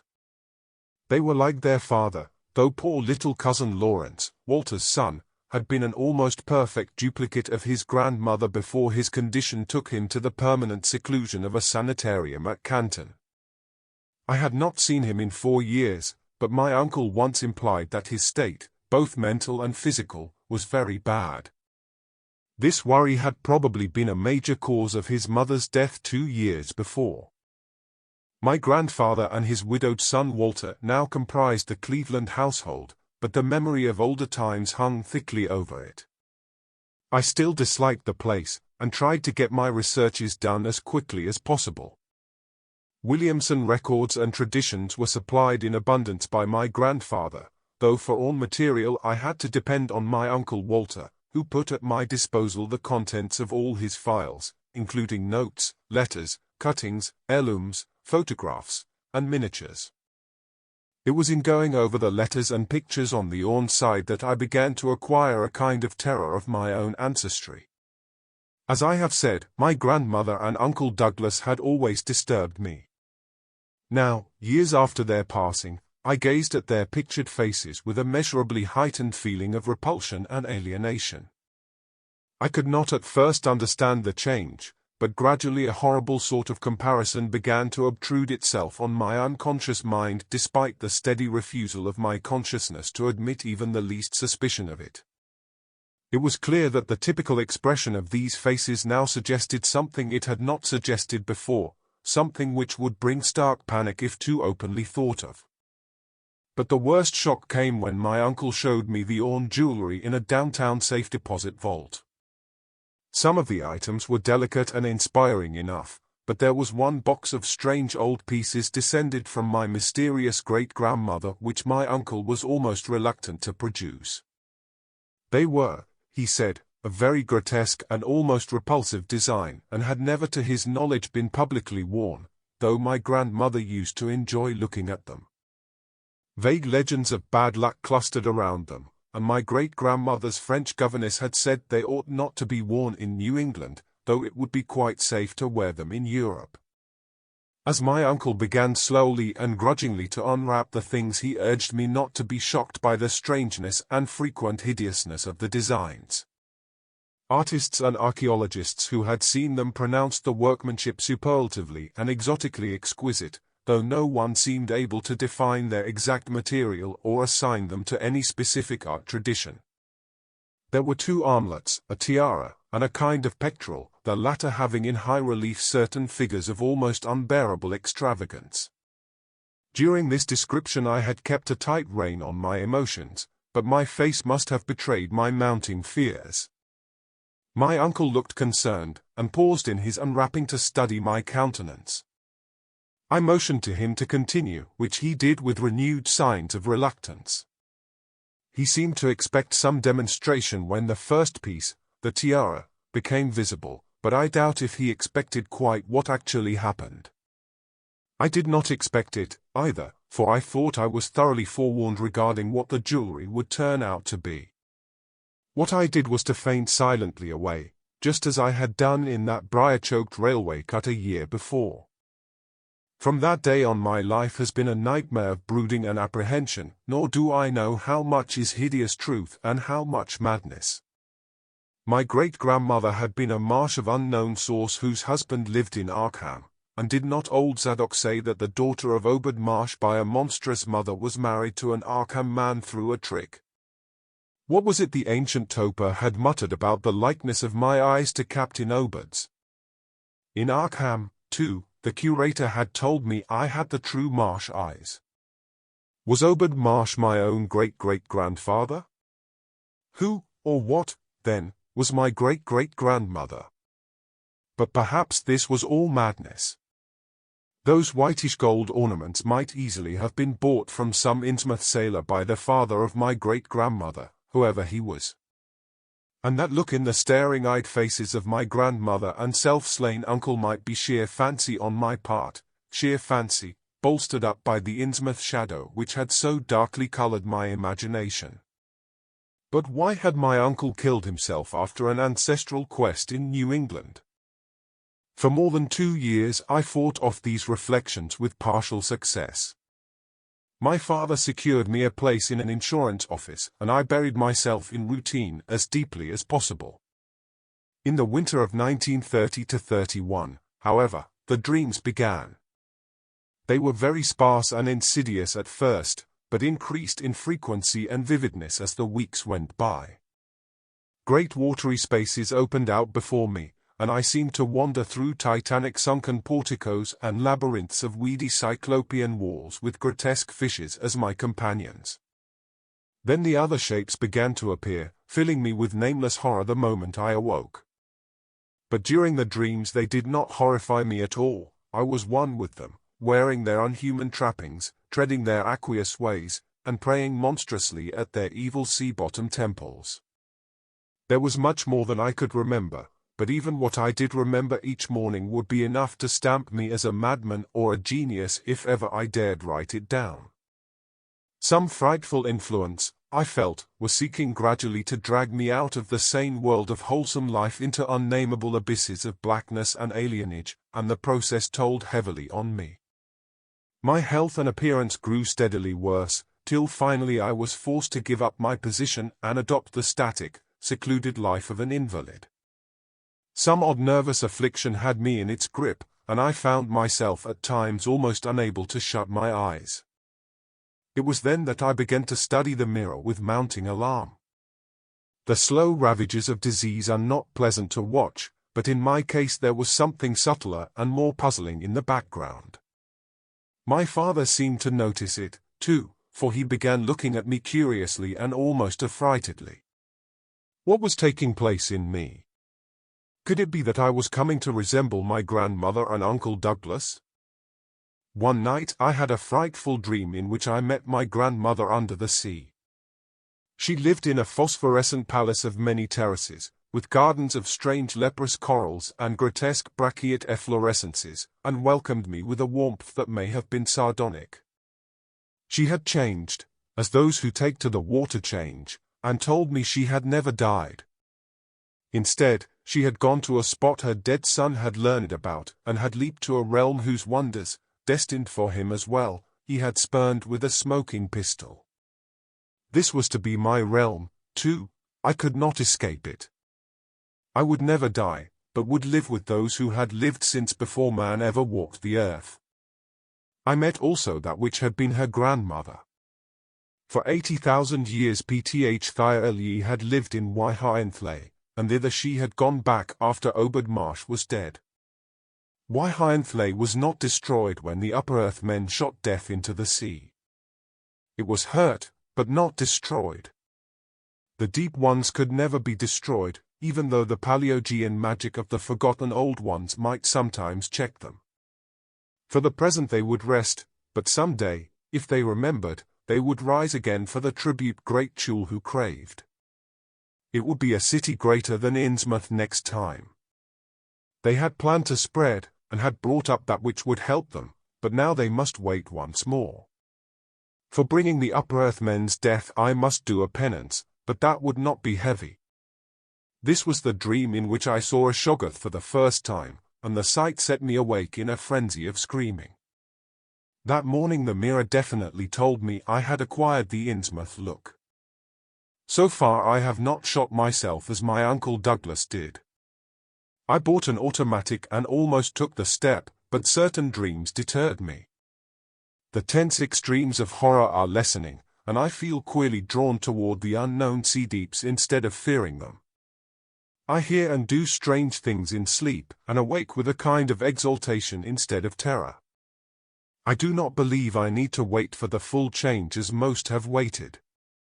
If I did, my father would probably shut me up in a sanitarium as my poor little cousin is shut up. Stupendous and unheard-of splendors await me below, and I shall seek them soon. Ayalaya. Chulhuftan. Ia. No, I shall not shoot myself. I cannot be made to shoot myself. I shall plan my cousin's escape from that Canton madhouse, and together we shall go to marvel-shadowed Innsmouth. We shall swim out to that brooding reef in the sea and dive down through black abysses to Cyclopean and many-columned Waihaenfle, and in that lair of the deep ones we shall dwell amidst wonder and glory forever.